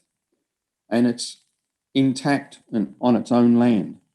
And it's on its own land because land war was not allowed, because the whole philosophy was that you had to look after a particular patch of land. That's why there are 400 language groups in the country. Have a look at that map that Morton made, which has been adapted by many groups, including First Languages Australia, of which I'm a member. And that map will show you 400 nations. Might be, some people say 450, some people say 350, but whatever it is, it's a lot of groups of people in situ. How did those small nations stay as they were? Because they didn't lust after another's land. You could go into another's land along the song lines, along the corridors of exchange, but you couldn't go to war. And that's just one of the most remarkable things. I'm trying to beg the world to have a close look at this social system, this governance of so finely modulated that it could last that long. Because it means that if it's lasted 65,000 years, generation after generation after generation after generation, right through to today, accepted the inherent fairness, the inherent logic of that cultural governance. And, you know, because we're human, you know, we've got young bloods in our community who are rebellious, but even the rebels saw this logic, saw this fairness, and determined that they would take it forward. I'm in awe of that system. But what were people doing on the land, apart from organising themselves in this intricate system that I believe the world needs to follow? Look at Israel and Palestine at the moment and ask yourself, how's that going? What's the future for that? Same with Iran, Iraq, same with South America. Doesn't matter where you go. Children are being slaughtered for an idea, and usually these ideas are religions. Religions, in most cases, came out of the one city in the same 50-year period, and yet, and you know, some say with the same God, and yet they're at absolute murderous odds with each other. So, with that great governance, how are we using it? And we used it to grow food for our people, build houses, develop an incredibly sophisticated philosophy. And you only need to look at, I reference the central cultural place of Yuin people on the south coast. And there the story is told of the whole of life. And in the whole of that exposition, which is in a group of standing stones, there is not one weapon.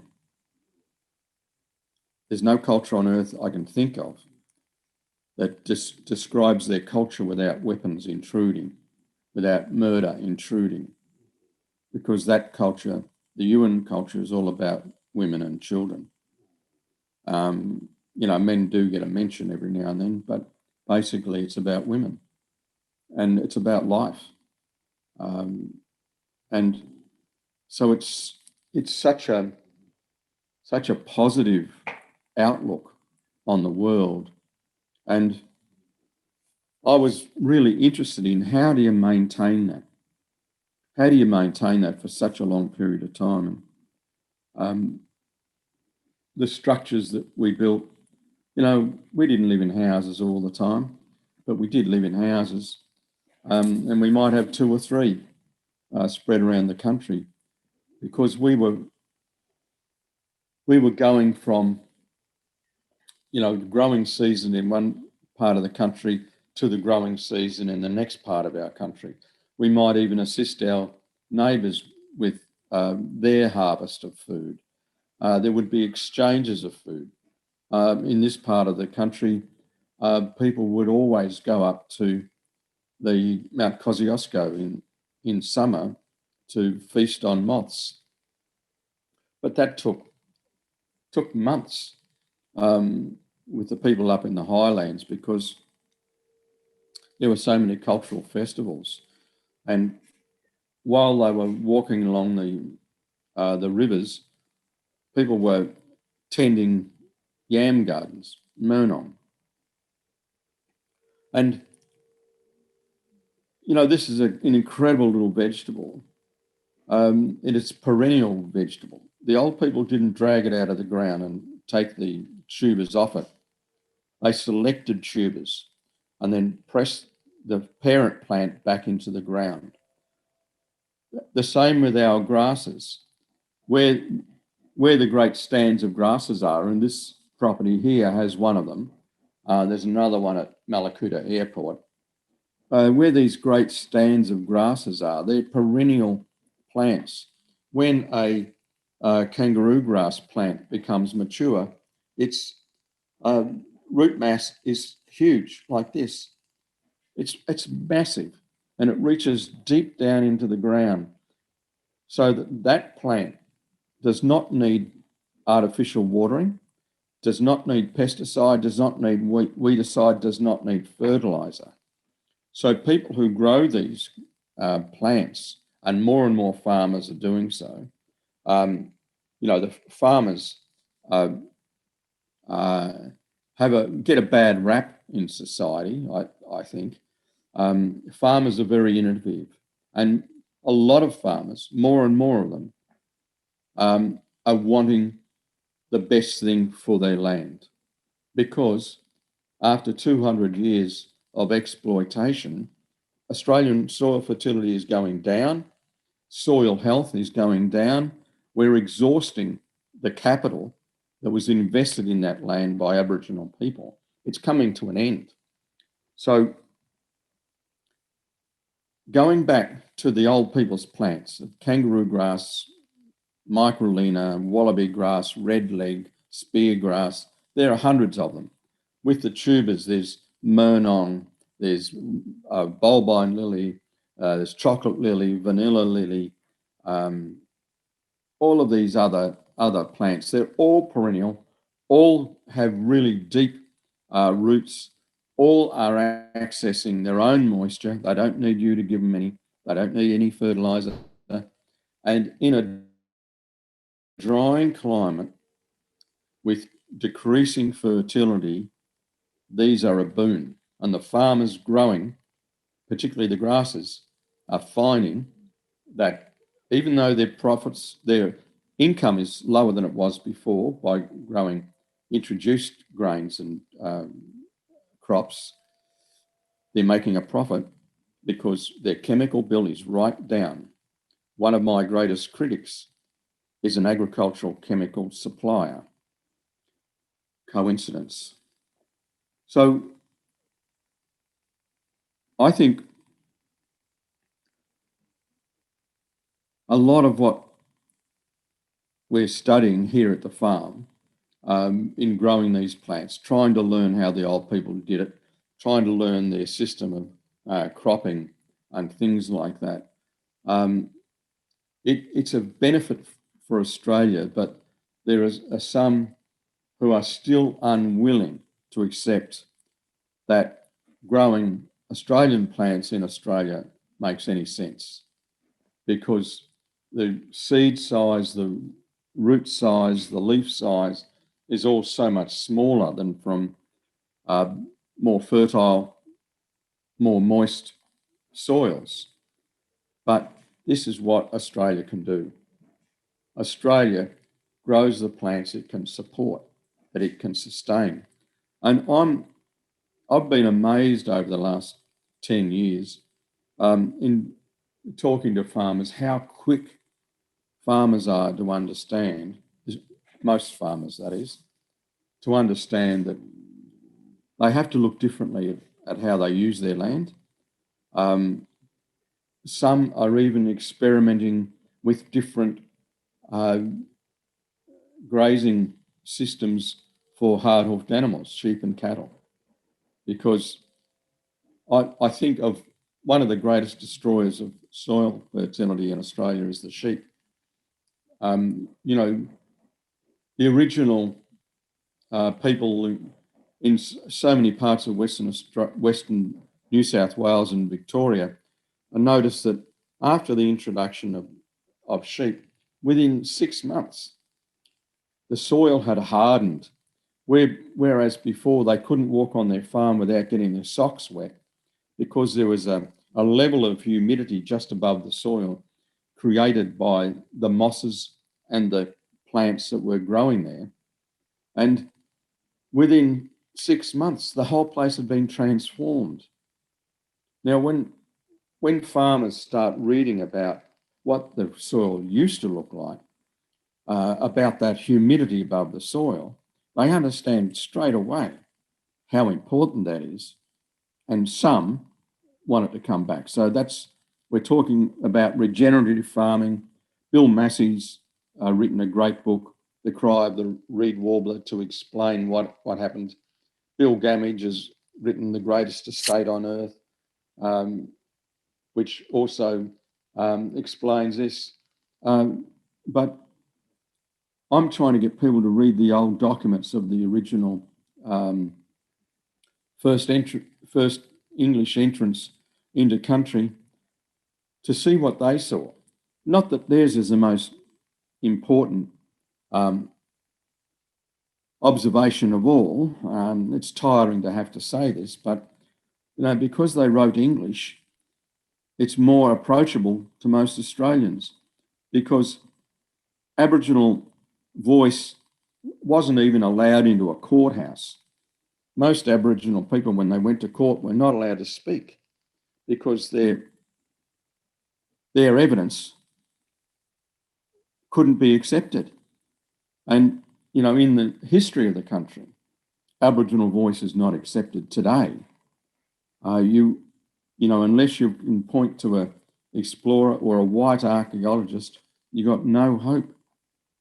So it's really important to go back to those original sources. But more importantly, if we can manage it, very important to talk to Aboriginal people about it, because even though a lot of time has passed and a lot of culture has been suppressed, it is amazing how easy it is to find that amongst the old people. An example of that, and it's a really good example of sustainability. I was talking to some Aboriginal students of, they were cooking, restaurant students. And I was talking to them about Aboriginal bread, because I discovered these breads in museums, courtesy of Aboriginal curators. I'd been looking for them for a long time, but it was Aboriginal curators who eventually found them. And I was fascinated with these breads. I thought, if we could chemically analyse these breads, we'll learn so much about the Aboriginal life. We'll learn a lot about the grains. We'll learn how it was grown, what the recipe was. But I said to these kids, because everyone is a kid to me, I'm that old now that there's, not many people I have to call uncle. And I said to these kids, what do you reckon the rising agent was in that bread? How did they make it rise? And no one knew. I didn't know. And I had a clue, but I couldn't say for sure. Within 6 months, it took a while, half a dozen of those students had gone back and they'd asked their uncle or their auntie or their grandmother what they knew about that bread, how to make the bread rise. And one young woman's uncle had been a camp cook, and he used his grandfather's recipe, which was to take the white ash from a particular tree when it was burning in the fire, just slice off the top of that fluffy white ash and introduce that into the bread. I didn't know how that would work, but a baker told me, yeah, that's alkaline. That'll make it rise. That'll make the bread rise. And I was staggered by that. There was also the one I'd already heard about, the Banksia honey from the Banksia flower, steeped in water overnight so that it receives introduction of material from the air, and it begins to ferment. It becomes a yeast. And that was a common way of making the bread rise. But there are so many other ways to do that. And The lovely thing about it is that it was regional cooking. Everyone's bread tastes different. When we bake bread here from our own grass, every one of those grains is different. We're probably harvesting 4 of them at the moment. Each of them is different. They've all got incredible aroma, but when you bake with them, the bread's a different colour. It has a slightly different aroma and definitely a different taste. And we're still learning this, and it's a shame that we have to relearn what the old people knew, but that's what we're trying to do on the farm. And we're doing it with Yuin people. Some Wiradjuri people as well. But these young people who work on the farm are desperately interested in their own culture, desperately interested in regenerative farming, and desperately interested in saving Mother Earth. You know, we have non-Aboriginal people visit the farm because everyone is concerned about what we might do for the future. You know, whether we'll be here. You know, have we done too much damage to the earth? Young people don't need to question themselves about whether it's global warming or not. They know it's global warming. You know, you don't have to be a radical to understand that global warming is affecting the earth and may destroy us. And the way we waste farmland, the way we forest, might destroy us, might deplete our oxygen production to such an extent, and our carbon absorption to such an extent that we die as a species. So you don't have to convince young people that whatever we can do to allay that is a good thing. And it stuns me that some older Australians and some older people around the world are trying to intimidate us into not doing anything. Do they hate their great-grandchildren? Do they despise their grandchildren? What do they think of their own children? You know, if you continue on a path which is destroying the fertility of farmland and continue on a path that robs the rivers of water and destroys the soil as a result,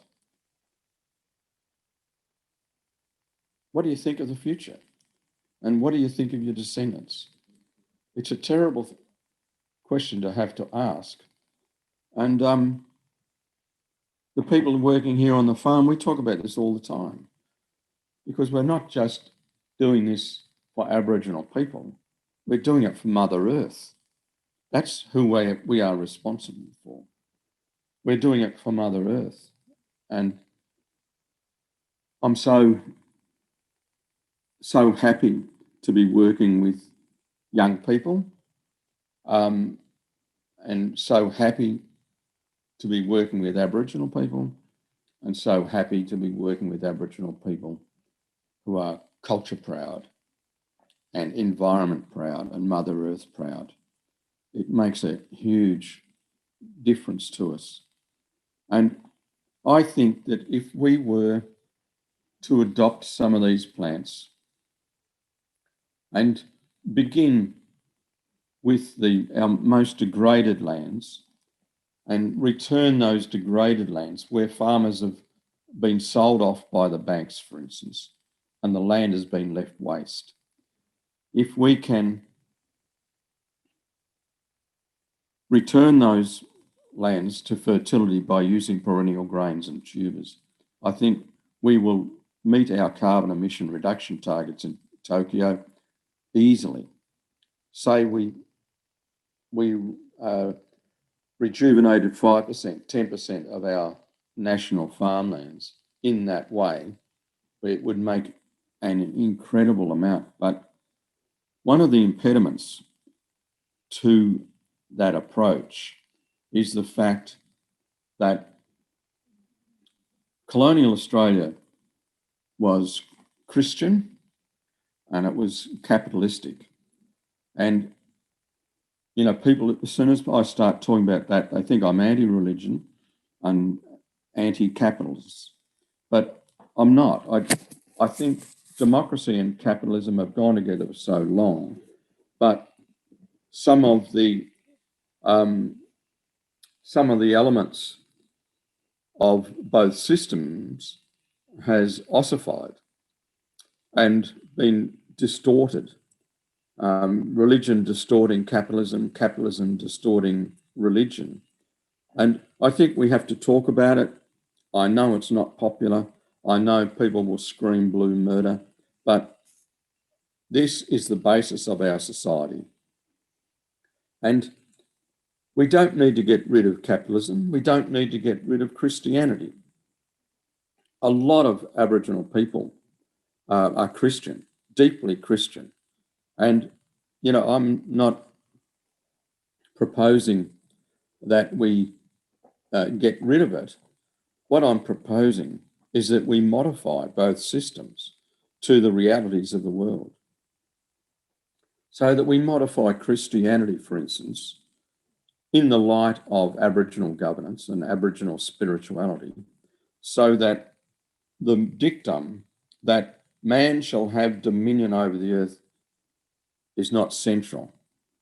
And we modify capitalism to say that the inherent driver of capitalism isn't growth. An 8-year-old kid will tell you that you cannot have exponential growth in anything, particularly with finite resources. And yet on the news every night, we keep on talking about GNP. Is there going to be a rise in GNP? If there's not, all hell breaks loose and people jump out of buildings. You know, if that is how our capitalism is running, it's going to destroy itself. There's no reason to get rid of capitalism if we can restrain our resource use and get rid of the idea that it has to be growing exponentially. All of this comes out of Aboriginal governance. And I don't think it's necessary to think that the world should continue the way it's going and, you know, be on a railroad with destruction. I think we can change. I think we can modify both our religion and our capitalism.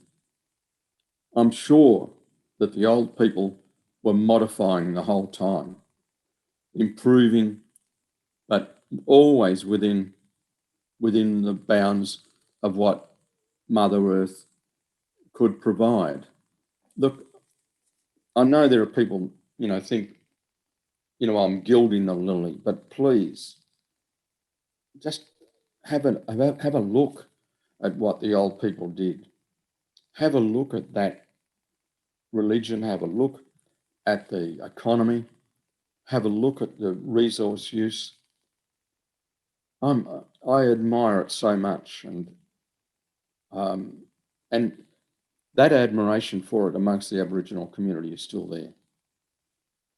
We still say, in any conversation, we still begin it and end it by saying, through the mother. Through the mother. We're talking about Mother Earth. Our ceremonies, you know, our dawn ceremony, for instance, you cannot take part in that without being reminded that you are responsible to Mother Earth. You can't look at the grandfather's son, and not be reminded that we are totally responsible to Mother Earth.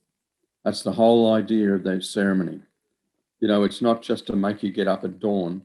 It's there to remind you who you are and what you've got to do. And that spirituality bleeds into the economy, and that bleeds into the earth itself. And, you know, it's a full cultural, philosophical, economic system. And it's not too unlike Christianity, and it's not too unlike capitalism.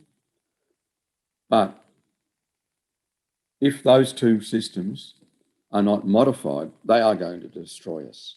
And, you know, you don't need to be a red ragger or, you know, a forest protester to understand that, because big money in the world is walking away from fossil fuels.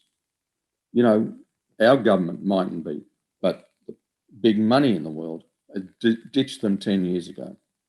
It's only Australia, with our big concentration of coal, who think that this is going to go on forever. It's not. And the world's economy knows this. The World Bank knows this. So we shouldn't be fooled into thinking that, you know, it's inevitable that we have to destroy the earth. It's possible for us to look at another philosophical system in the world to modify what we're already doing. Not about eradicating anything, not about accepting communism. Look what they did to the Aral Sea. You know, their resource use is probably more extreme than ours. It's not about that. It's about wanting the best for the world. And if we're serious about wanting sustainability, regenerative farming and things like that, why not look at a culture that managed the one land for 60 to 100,000 years and did it sustainably? That would be good science. Anyway, I'm going to leave it at that, but these things are big for me, and I get very frustrated when people want to talk about anything but what might be. What they want to talk about is, you know, how many jobs are there? How much growth is there going to be? Well, I reckon there's going to be millions of jobs in sustainable farming, and I think there'll be millions of jobs in sustainable forestry. I've written about this before. You know, we've been sold a pup by foresters in this country that, you know, the greenies are robbing people of jobs. It's not the greenies who robbed us of jobs. I live in a forest community. What robbed us of jobs was mechanisation. Forest operations in Australia now are damn near silent because there's one bloke there with 3 machines. That's what robbed us of employment in the bush. If we go back to a more sustainable forestry, one that's not hell-bent on wood pulp, there'll be jobs there. There used to be when we were cutting single trees, pruning them, dressing them ready for milling. There were plenty of jobs. There can be again. And so politicians, if they're smart, will say, we promise every forester a job because it's possible. That's what I mean about modifying the expectations of an economy, of a capitalist economy. It can be sustainable and there can be jobs. We may not get perpetual growth, but that's not a sin. That's not the end of the world, but the alternative may well be the end of the world. Thank you, Bruce, for that wonderful presentation, which has given us all a lot of things to think about. And I would like to welcome back Timothy Morton and Celine Reese for a conversation following all 3 presentations, which covered a very wide range of subjects, looked in close and in detail at some aspects and then pulled right out into a wider frame in the most magnificent way. much of what we have talked about, or what we have listened to rather, has approached the subject from the perspective of big ideas, because there's a growing understanding that we may not be able to change things. It may not be appropriate to change things incrementally. We may not get there if we take off little pieces of the puzzle and try and figure out how to fix little pieces. That the only way perhaps we get anywhere is if we, in a sense, re-engineer from the bottom up and the whole kind of system. So it is appropriate that we look at this from the perspective of challenging big ideas, the very foundations of where we have come from in the last couple of 100 years. I guess if I could start almost from a different register, which is to say there'll be a lot of people watching this and being inspired by the ideas that you're presenting. And with anything, whether it's coming to a forum or watching a cooking show or a kind of a DIY homemaker show, there's a sense in which we want to come away and we almost immediately want to do something. We want to apply ourselves. We want to feel this agency running through our blood. And so maybe a starting point would be to ask of each of you, in a sense, what are the kind of, how do we conceive of the idea of first steps that someone might be approaching this question around entirely reconsidering our relationship to land, our relationship to what it means to be productive, what it means to engage with other cultures. It's in some ways it's almost such a big thing. You can see some people being almost paralyzed by what's the first step here. So maybe if I could just go around the room and since we've just left Bruce, maybe I'll just put that to you first, Bruce, and then I'll go around the room after that. If I could put that to you, that sense of like, what's my first step? How do you conceive of that in sense of translating a big idea into the doing that follows? Well, I would hope that people would know the history of this country, the real history of the country, and then explore the real philosophy of the country, so that we become aware that there is a way of living on the earth that is sustainable. But if you wanted something really easy to do, this afternoon I'm going to go down to the river and I'm going to pick salad vegetables to sell to restaurants in the district around here between Bega and Mallacoota. This salad vegetable grows in salt water. It grows on dry land. It grows in fresh water. And it is one of the most delicious salad vegetables. I fed it to Ben Shuri, a Kiwi, but a great Australian chef.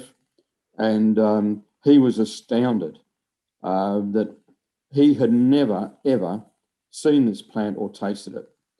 And I don't do anything to this plant except I try to encourage the deer not to eat it. We've got feral deer on the property. I've removed the cattle, and since the cattle have been removed, this vegetable has flourished. All Australians could be growing this salad vegetable. Kunjimwinyu, we call it, salt sun. And it's delicious. And it does not make any demand on the earth at all. It gives back.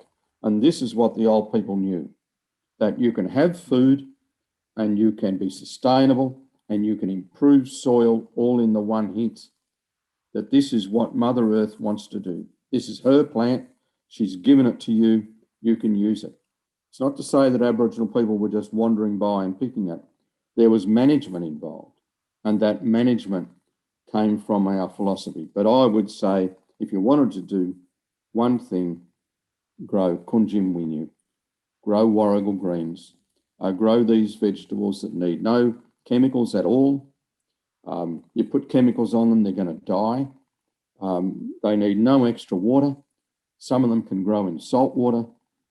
This is a great thing to do for the earth and for yourself, because the nutritional values of these plants is enormous. It's a really good starting point, because I guess you could say that the reverse of that, which is the understanding that in order to lay claim to land, that you first make it more productive, and therefore you almost incrementally, the more productive you make the land, the more you claim it. And so in a sense, what you're kind of saying there is that there's a kind of a relationship there, and there's a kind of a symbiosis. I like the phrase that Timothy used earlier, a kind of a symbiotic relationship that we have. Timothy, could I ask, in a sense, the same question of you? It's an interesting thing to note that, as you said yourself, the idea of using the word philosopher, is something that's been put to you rather necessary than you have taken a grab of. But certainly one of the qualities of a philosophy is that it has this fundamental way of informing ideas and how we are. But then there's always this question of how do you actually, is there such a thing as applied philosophy? And so for you, in a sense, because this is such an urgent subject we are talking about, how might we conceive of this idea of an applied philosophy in your sense? Gosh, thank you so much for asking. And I'm so deeply honored to be in the company of Bruce and Sarah. And the first thing I wanted to say is actually watch Bruce and Sarah again. That's the priority number one. I think all of us were saying that we've got this, right? Like in all of our different ways, we were all saying, we already know what this is. There are all kinds of wisdom traditions that are actually in us, we can rely on. And we've got this. We know what this is. We know what to do, actually, even at all kinds of levels and scales. But, so part of it is in the spirit of thinking, well, the question, what can I do, should be in the key of, I know I've got this, right? And I think one thing I'd like to emphasize actually would be just get involved in as many different groups at as many different scales as possible, right? Like I was talking about my friend Colibri, who's a Puerto Rican activist, and she's all about neighborhoods, Neighborhoods are decimated in the USA. Everyone's so lonely, and totalitarianism happens when people are feeling lonely. I'm a big subscriber to Hannah Arendt's theory of the origin of totalitarianism there. And people feeling isolated and lonely. I'm actually about to start a local newspaper. I'm going to go around to everybody's door in my street and just put a little note on their door and say, look, just email me with one really nice thing that happened today or this week, and it can be really low level, like a cat smiled at me kind of level, or I smiled at a cat, right? And I'm going to put this together and I'm going to publish it. And then maybe, gradually we extend the local news to the block, and then to the sort of slightly wider neighborhood. How you resist fascism, is about a little bit remembering that you belong somewhere to other people and other entities, not just human beings. And you already do. You see, I wrote this book called Being Ecological, and what it really meant was you don't have to be ecological because you are, right? Like a lot of the time we ask this question, what can we do, in the key of religion in a not good way, right? Like, I'm a bad person, I have to totally redo my life, right? But actually, maybe what if there was actually, it was easier than you think? What if it was less violent than you didn't have to make such a violent transition as you thought, right? So another thing to do is to pay attention to how you ask yourself that question. What this funny word phenomenology means really is the how is the what, right? Like how something happens tells you what it is, right? Like Salt is a thing that dissolves in water. That's the how of salt, right? That sort of tells you about what it is. How you believe tells you a lot, right? Like some people think believe means hold on really, really tightly, you know, and then some people think believe means trusting, you know, I'm in that group, right? So pay attention to how you talk to yourself about what to do and get involved in as many different groups, just all different types of groups, and many different scales as you possibly can. And these groups should not just include human beings. Mm. I love this idea that the how is the what, and then further applying that to yourself. That what you are is how you are. Sarah, I wanted to ask you, as someone working in the world of architecture and buildings and cities, very much on a day-to-day basis, encountering the realities of ways of doing things that are other than what we're talking about today. And again, maybe from the same perspective, if we kind of to some extent understand the systems of building a city and controlling a city and planning a city and financing a city, et cetera, being these enormous institutions. From your perspective, what are there will be people watching the show who are equally involved in a professional capacity in some way or other. And so maybe the same question around this is such a huge shift, perhaps a paradigm shift in how we approach what we do. What for you, from your perspective, what are the first steps people can take that are achievable for them? I think similar to what's been said before, you actually have to know who you are in relationship with the place that you live in and the laws and values of that country. And if you don't know who you are, then you can't remove your own bias and remove your own learned behaviors and thought processes that contribute to you effectively potentially having ignorance as to why you can't hear or understand something that somebody else is saying. So you have to work on yourself fundamentally. But I think in terms of actions, and you know, I'll probably keep saying these things over and over again, and I've probably said them a lot of times before, but we have to look at all of the professions that make up every step along the way that creates a building, from procurement to developers to quantity surveyors to surveyors in general to engineers to architects to all the sub-consultants to planning critically, to post-occupancy evaluations to builders, to everyone. Everyone has a part to play and everyone has a different power to change something along that chain of events. And if not everyone's on board, then the values of a project or the values of country get lost in that way. So I would say to developers or to governments or to clients, actually sit down and have a conversation with the traditional custodians of the land that you're working on and understand what that law and value is and embed that in the brief for what projects need to happen on that country and ensure that that's understood and carried through. If there's no values in the brief, then we bring our own values as individuals, and maybe perhaps that's sometimes why architects are selected over another architect, because we have a set of values that align with what the developer's looking for because they can't articulate it themselves. But I think fundamentally at the beginning, the very conception of a project, those values need to be there because they just drive our design objectives, they drive the design process, they drive the design outcome.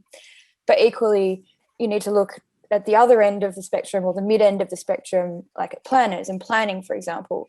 Local government areas and councils have a myriad of sort of legislations and requirements that we have to conform to and effectively define the documents that we need to create in some way in order to get a building approved or get it across the line. But imagine if, for example, we do in Victoria, we have Melbourne Water as a referral body. Imagine, and as part of that means that you have to engage with Melbourne Water, you have to conform to the requirements that they set out and the parameters that they set out when you're working near a river. And imagine if the traditional custodians were the referral body and you sort of go from the beginning, but also to this planning stage where the decisions are made and what's valued is actually upheld and continued through to actually getting a building approved. If you hit those 2 points, you're going to create faster change than you ever did just relying on an architect or just relying on one of those sort of sub-consultants or design consultants in the middle, because it's a carrot and a stick, right?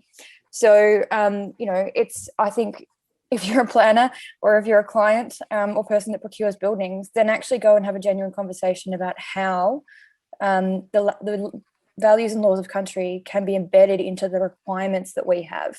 We've taken the first step in architecture and changing the way that we define an architect and what it means to be a responsible architect practicing on country. But that needs to happen critically at those 2 points in order for these projects to really succeed and to really be embedded. So I know that's specifically calling out to parts of our profession, but it's a responsibility that we all have. And like I said in my talk, we're welcomed onto country at these events. I would suggest go back and listen to Annie Caroline's welcome and listen to the laws and values, understand them, take the time. It might take you years, like it took me years to truly understand what the story about time, flowing through me rather than me flowing through time. Take that time, because the other problem that we have, especially in architecture and especially tied to government cycles, is the crisis mentality. And I know we are in a crisis for our environment, but the crisis mentality that's applied to government housing in remote communities, for example, is atrocious. There's funding cycles tied to political periods. Delivery of housing has to be made. It's a short time frame. And so the crisis sort of mitigates this requirement or this human ethical responsibility to engage with people in these communities and ask them actually what do they want and what they need.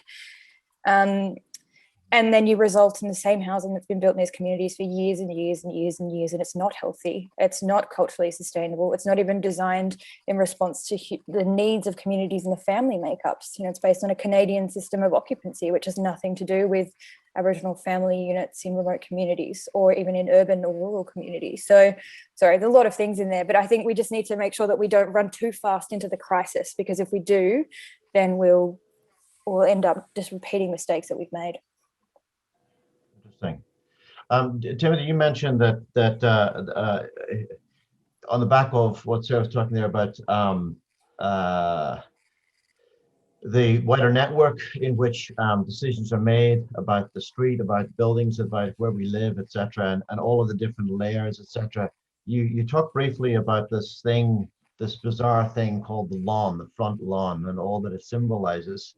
And I know that you mentioned in the past that when you first encountered it, it was like this moment of realizing that here is something that really symbolizes an awful lot, and that in a way you are in your own life kind of trying to build up a little bit of resistance to that idea of the front lawn. Just as an example, is that something that you see yourself does that take you into the realms of, let's just say, the neighborly code, and then from the neighborly code to the planning code, and from the planning code to some other system? Or is it something that you just directly, individually, I'm just going to take this on myself?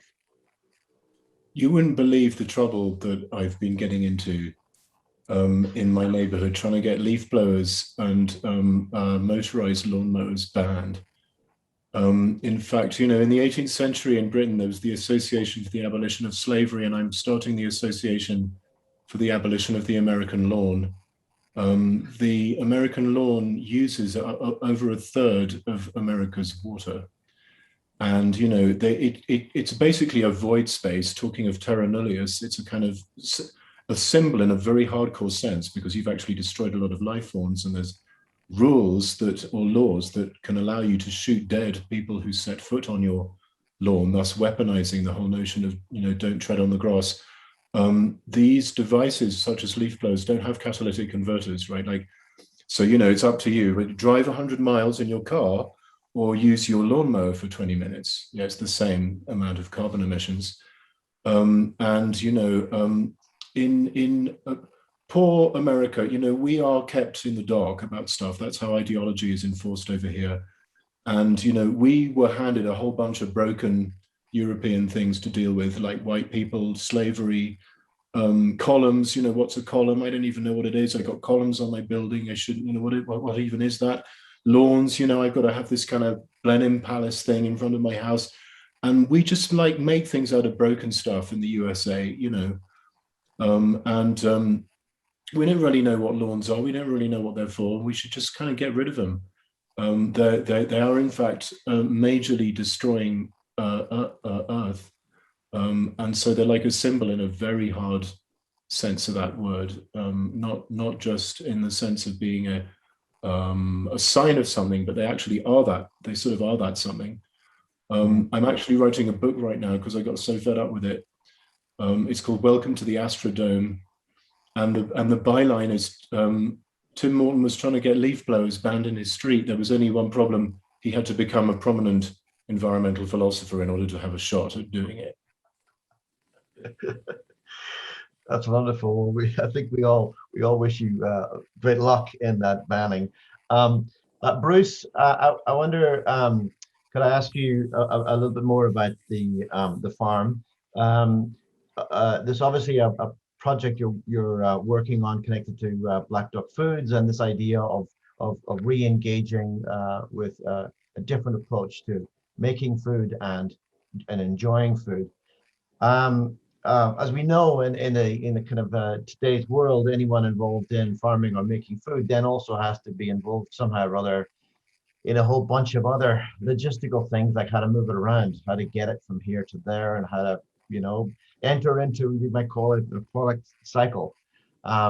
We also know that there's been a rather despicable tradition recently of the kind of the ugly food section of the supermarket, because food has now become so precisely identical that you either are an apple or you're something called an ugly fruit. And so there's a whole other system and structure of how we understand the thing that we put in our mouths.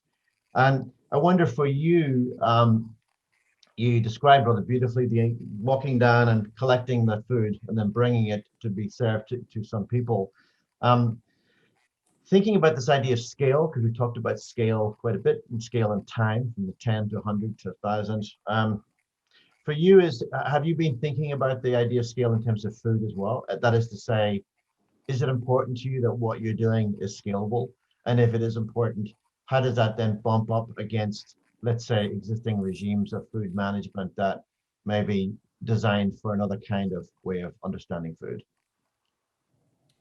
Yeah, look, what we're doing is a political act. We're not just growing food, it's a political act because of all, you know what fashion is like. It's the most despicable thing on earth. But what food fashion is even worse. And right at the moment, it's fashionable to eat Australian Indigenous foods. It's, the flash restaurants will have it. But of all the money made out of Australian Aboriginal foods, 1% of it goes to Aboriginal people. And that is a reflection of the Australian political and social system. And so what we're trying to do with the farm is to say to people, this is our food. You can't take it away from us without paying for it. You can't eat our food if you can't swallow our history.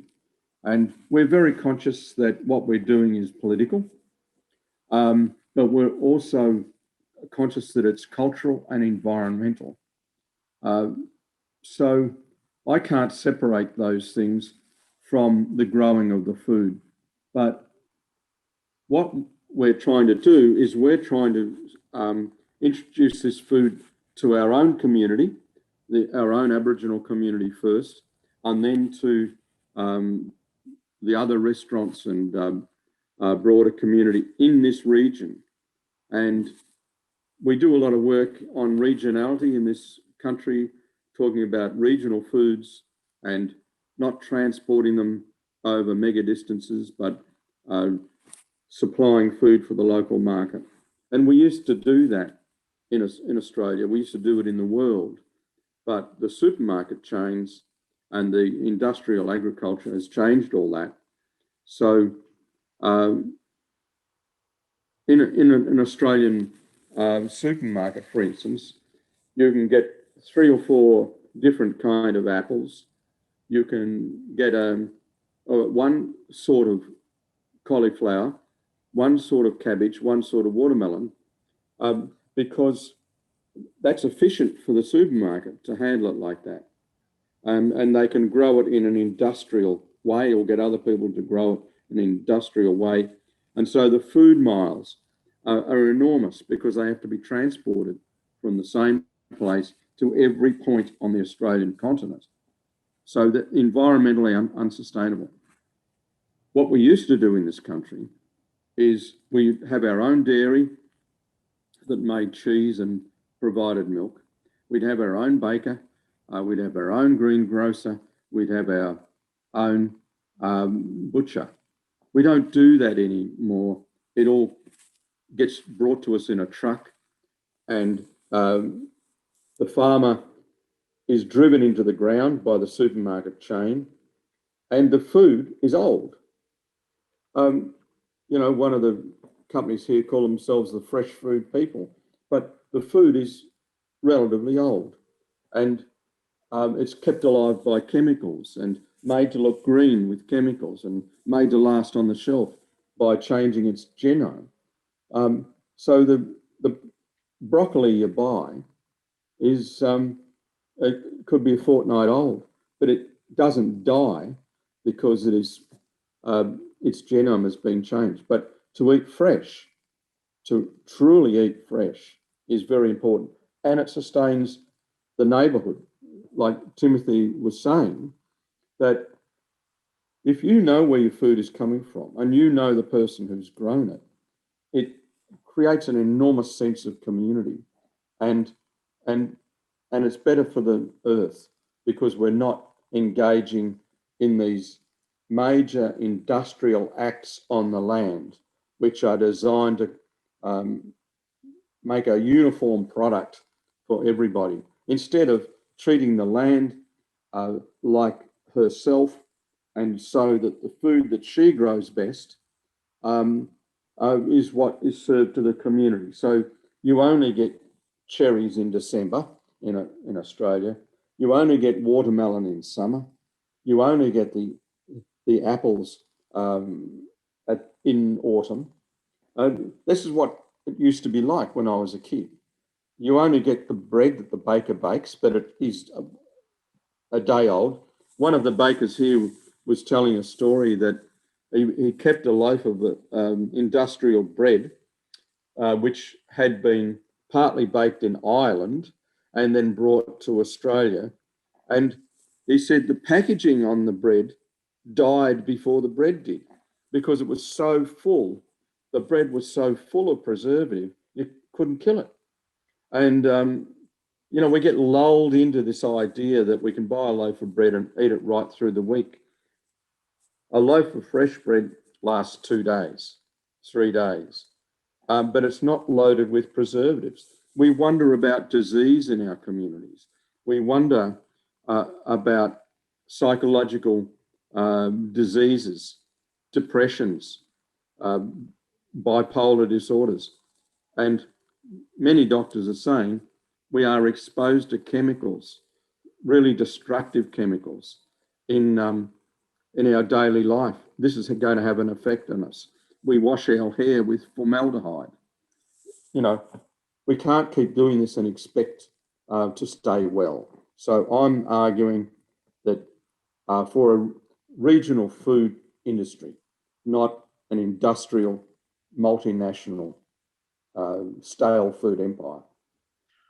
Interesting. So in a sense, it does beg many questions beyond the production of food. It begs the question of how it gets shared, where it travels to, where it's located, where the production is actually located. I wonder one follow-on question quickly to that, Bruce, is that we have, as a consequence of what we've done in the last few hundred years, concentrated people in very small areas. How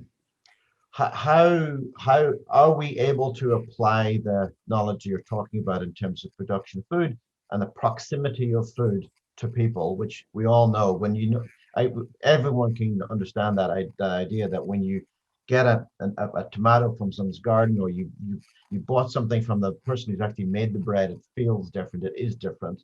There is a challenge though with where we're at. with a city of 4 million people or 8 million people or 2 million people, as to how that can work alongside. How do you feel we can somehow bridge that, maybe some of that gap, so that we can actually allow that connection between food production and food consumption to happen, even potentially in dense urban areas? Well, COVID is forcing it on us in Australia at the moment, because people have realised they can work away from their office, they can work from home.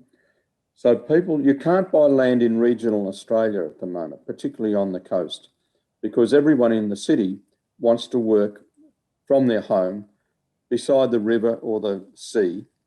And so a lot of city people are racing down to the country, and they're bringing their city tastes with them. They want their coffee to be of a certain kind. They want their bread to be of a certain kind. And so small country towns that didn't have a baker have suddenly got a baker. Small country towns that never had cuts of meat that the city folk want suddenly got a butcher again. You know, I've seen the transformation. I saw the decline where butcher shops and bakers closed in country towns so that Coles could serve people indestructible bread. But now I'm seeing a little bit of the reverse, and it's the people are talking. You know, we the people have enormous power. We just have to stop sitting and begging when we're told to sit and beg. And, you know, we can change things. And it's been a remarkable change in Australia since COVID. I think we can do it. But, you know, from an Aboriginal point of view, I'm begging Australia, you know, don't just eat groovy food and expect not to have to be responsible for it. You know, you are responsible for what you eat and where it comes from. And this is what we're doing on the farm. We want people to say, we acknowledge that this plant has been domesticated by you people.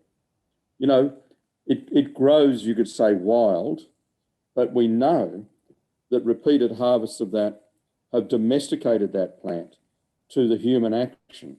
So it's an Aboriginal food. And we just want Australians to do that. And I think it's happening. I think there's an enormous amount of goodwill in the world, but it is being subjugated by big business. And I'm like I said before, I'm not anti-capitalist. I'm not anti-democracy, not at all. I think democracy, wonderful tool. Aboriginal people invented it. But I think we need to be honest about. Sorry, my dog just fell off the couch. Yeah, I believe in regionality, and I believe that the change is coming. And I don't think the industrial right are aware that it's happening as much as it is. They resent it. They know they hate it. I don't think they understand how powerful it is, because a thing like COVID suddenly makes it real. A little disease, you know, I'm sorry to call it a little disease, but a small medical problem like that causes enormous change. And I'm excited by what we the people might do. I agree. I think you're quite right. There is a change, and it's manifest in many ways. I'm a note, for instance, the wonderful installation greenhouse in the city of Melbourne by Joost Bakker, which talks about the production of food and about the eating of the food and understanding more about where this food comes from and its repercussions beyond us into the environment. Sarah, I wanted to ask you, we haven't got too much time left, but we do have time for a few more questions. But one, I guess probably a fairly big question in the context of time, and I apologize, it is a bit of a big question, is our cities that we live in have accrued over many generations. and the one that you and I both live in, for the buildings that have accrued, we're kind of stuck with for a while. And a lot of those buildings absolutely manifest all of the values and all of the traditions and all of the thinking of colonial era Australia. As Timothy mentioned, he's surrounded in columns. He's got things around him like that are just accrued around him that America has taken also from England, and we have too. On the basis that for many other good reasons, not least of which material sustainability, we can't knock them all down, and nor perhaps should we. So I guess one thing to ask is, in rethinking our relationship to the city, how do we live with the legacy of things that express such different views, and even views that might seem repugnant to us now? How do we continue to live with them? What should our approach be to the legacy of the last 200 years of building? It's a great question, and I think there's probably multiple answers. And I don't think that we should tear them down, because that would be incredibly wasteful. What we're better off doing is working with them and creating different ways to remap our identities, or the identity of place, onto them when they need restoration. But otherwise, do you remember, is it Louis Kahn? I'm going to go on a bit of a tangent here, but Louis Kahn made that famous quote, what does the brick want to be? Yes, that's right. And it's this kind of position of object, a brick is a form, it's a certain dimension, all these things. But when I look at the bricks, and particularly the bricks that make up Melbourne, or the stones, or bluestone, sandstone, all of these different things and materials that make up these buildings, even if they are colonial buildings, they came mostly from here, from Australia. They're someone's country, they represent someone. So even if they've been sort of collected in this colonial form that we recognize, they're still part of country.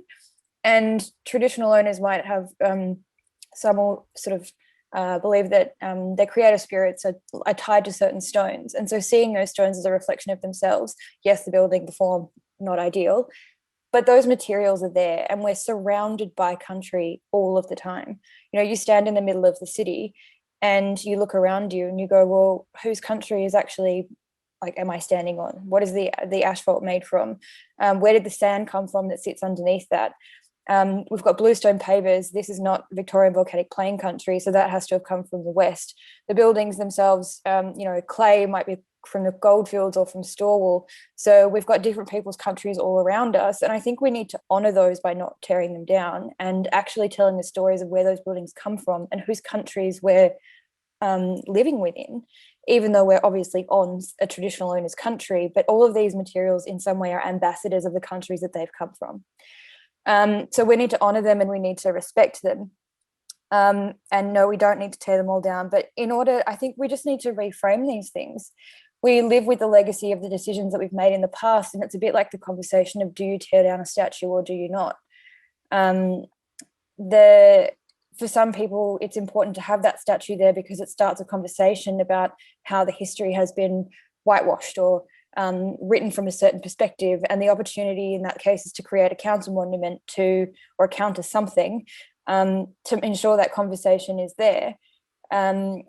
But the same thing could apply for our buildings. They're evidence of the decisions that we've made in the past that we have to live with and take responsibility for. But it means that we can shift now, and the next wave of buildings that we create, because we're going to keep creating buildings, we have to. That's the paradox of working in architecture. We're still going to keep doing it. So why don't we be responsible and make them represent country, make them live the values, consider them as living entities, and take that responsibility. And I think fundamentally we all need to sort of delete the word hope from our vocabulary. I'm sure it works in some circumstances, but hope stops you from taking responsibility. It's like, I hope you have a nice day, Andrew, but I'm not going to actually do anything about you having a nice day. I could, but I choose not to. I just hope that you do. And so, you hope that the future is more sustainable. Well, no, what power do you have to make it more sustainable? You hope that the systems that deliver food will become more manageable and better for country or better for the environment. But also, you make a decision every time you buy something from the supermarket or buy something from a local grocer. You put your money where your mouth is and your values where your credit card goes. Like we just have to get off the couch and stop hoping and actually do something, even if it's tiny. Less hope, more action. Very good. Timothy, I could possibly kind of, in a way, rephrase that question to you insofar as you made a very powerful case that for philosophy being less about ideas, the whose idea, the big idea, and more about connecting to emotions, the emotion of knowledge. And yet we probably are all coming off the back of centuries of the first. We're coming off the back of centuries of like logocentric approach to what is the word, what does it mean, what is it, what is the language we're speaking, and what is your idea. And so I guess for you, how do you kind of, what is your relationship to what has immediately passed, or even which is continuing, but that tradition in philosophy and in thinking, how do you relate to that? Is it a disruption? Is it a repudiation of? Is it a transformation of? How do you relate to that kind of that tradition? I was going to say that great Western tradition, but let's just call it that tradition within philosophy. Oh, sure. Well, I like this word deconstruction, actually. People mistakenly think that it means destroy, or sometimes they think it means break apart into smaller bits that you can analyze, but we've got words for that. It's break apart into smaller bits so that you can analyze them or destroy them. That's not what deconstruction actually is. Deconstruction is that, I prefer a little bit of translation by a scholar called Joan Stambor of this word, which was invented in German, actually. She says destructuring, I sort of like that, destructuring, right? So let's take the example of a statue, since Sarah mentioned it, right? There are ways of destructuring that statue. You can put it in a museum so people don't have to be oppressed by it, right? Like in a way, architecture and statues are like other people's art that you have to endure anyway because they're kind of there and you're in social space. So at least might give people the choice to engage with it or not, right? In Bristol, I think recently in Bristol in the UK, they took the statue of the slave owner and they put it on its side in a different location in a museum. That's kind of destructuring it, right? It's sort of different from destroying. And it's sort of like you've always got what you've got, right? I mean, I've got this. I have this right now. It's this strange body, and I have asthma, and I have sleep apnea, and I have this non-binary gender, and I have this funny hairdo, and this is what I've got to work with, right? And I have various ways to work with it, and that doesn't mean that the future can't be different, right? Like that's how you find the future. You're always going to be looking for the future in the past. In a funny way, is the idea of present is often kind of turned into a kind of reified plastic version of what it really could be, and like if you look at all of this, it's just like a story about what happened to, like, I decided to put this shirt on and I did my hair like this, and all this stuff is like a story that's called the past, right? But that doesn't mean like we know exactly who the hell is this Tim Morton person, right? That's the future. It's like when you look at a poem, you're looking at all these decisions that were made by all different kinds of entities, actually, to put a little bit of a rhyme there and put an image there or whatever. That's the past. But what is this poem? What does it mean? Right? That's the future. And so the future is available always. You can find it in the past. You can find the future in the past. And I think that's a theme we've all been talking about. I love this idea of past, present, and future kind of collision that Sarah was talking about. It's sort of right on. And this idea that time is a thing that flows from beings rather than being a thing that we're kind of moving in like a little dot on a Wikipedia line, right? The future is always available. And by future, I mean a genuinely future, like the possibility that things can be different. And we really need some of that right now, especially so-called Generation Z, as they say over here. I feel like a lot of my job is trying to help Generation Z feel like not wanting to die, because when they say previous generations messed us up, they mean thousands and thousands of years of previous generations messed us up. the oppression of that, the weight of that that's weighing on them, you know, and looking at a very bleak possible future, right? So we have to sort of figure out ways of finding a kind of more refreshing quality. And we're only going to find it in one place, and that's somewhere in the past, right? Maybe it's under the sofa next to me. I don't want to look right now. Thank you. I'd like to give the last word to Bruce. We're almost out of time, but I would like to reflect on one last thing, Bruce. You mentioned that you don't have to ask the question about climate change with young people; they know it, and in a sense, we are looking forward to a future where they are going to have to live in, and they're going to have to do something with. I'm interested in the farm and the plans you have. To some extent, they will depend on future generations to build on and to grow. There has been a tradition for many years, almost generations, of young people leaving rural land, leaving the farm. This has been a classic of the 20th century. Do you think that this new approach to how we conceive of food, making food, growing food, harvesting food, celebrating food, is it too much to be optimistic that it could open a window for a return to land in future generations? I don't think so. You know, you could see what it happened during COVID in Australia, where people wanted to be in country towns and sometimes took COVID with them to those country towns. But the next step after that, of course, is that people might then become wedded to their district and want to start growing food. But as I said, this farm is a political protest, but we're bringing in young Aboriginal people all the time, and part of the proceeds from one of the products that we make goes to support Aboriginal students who are in financial difficulties, and there's a lot of them, obviously.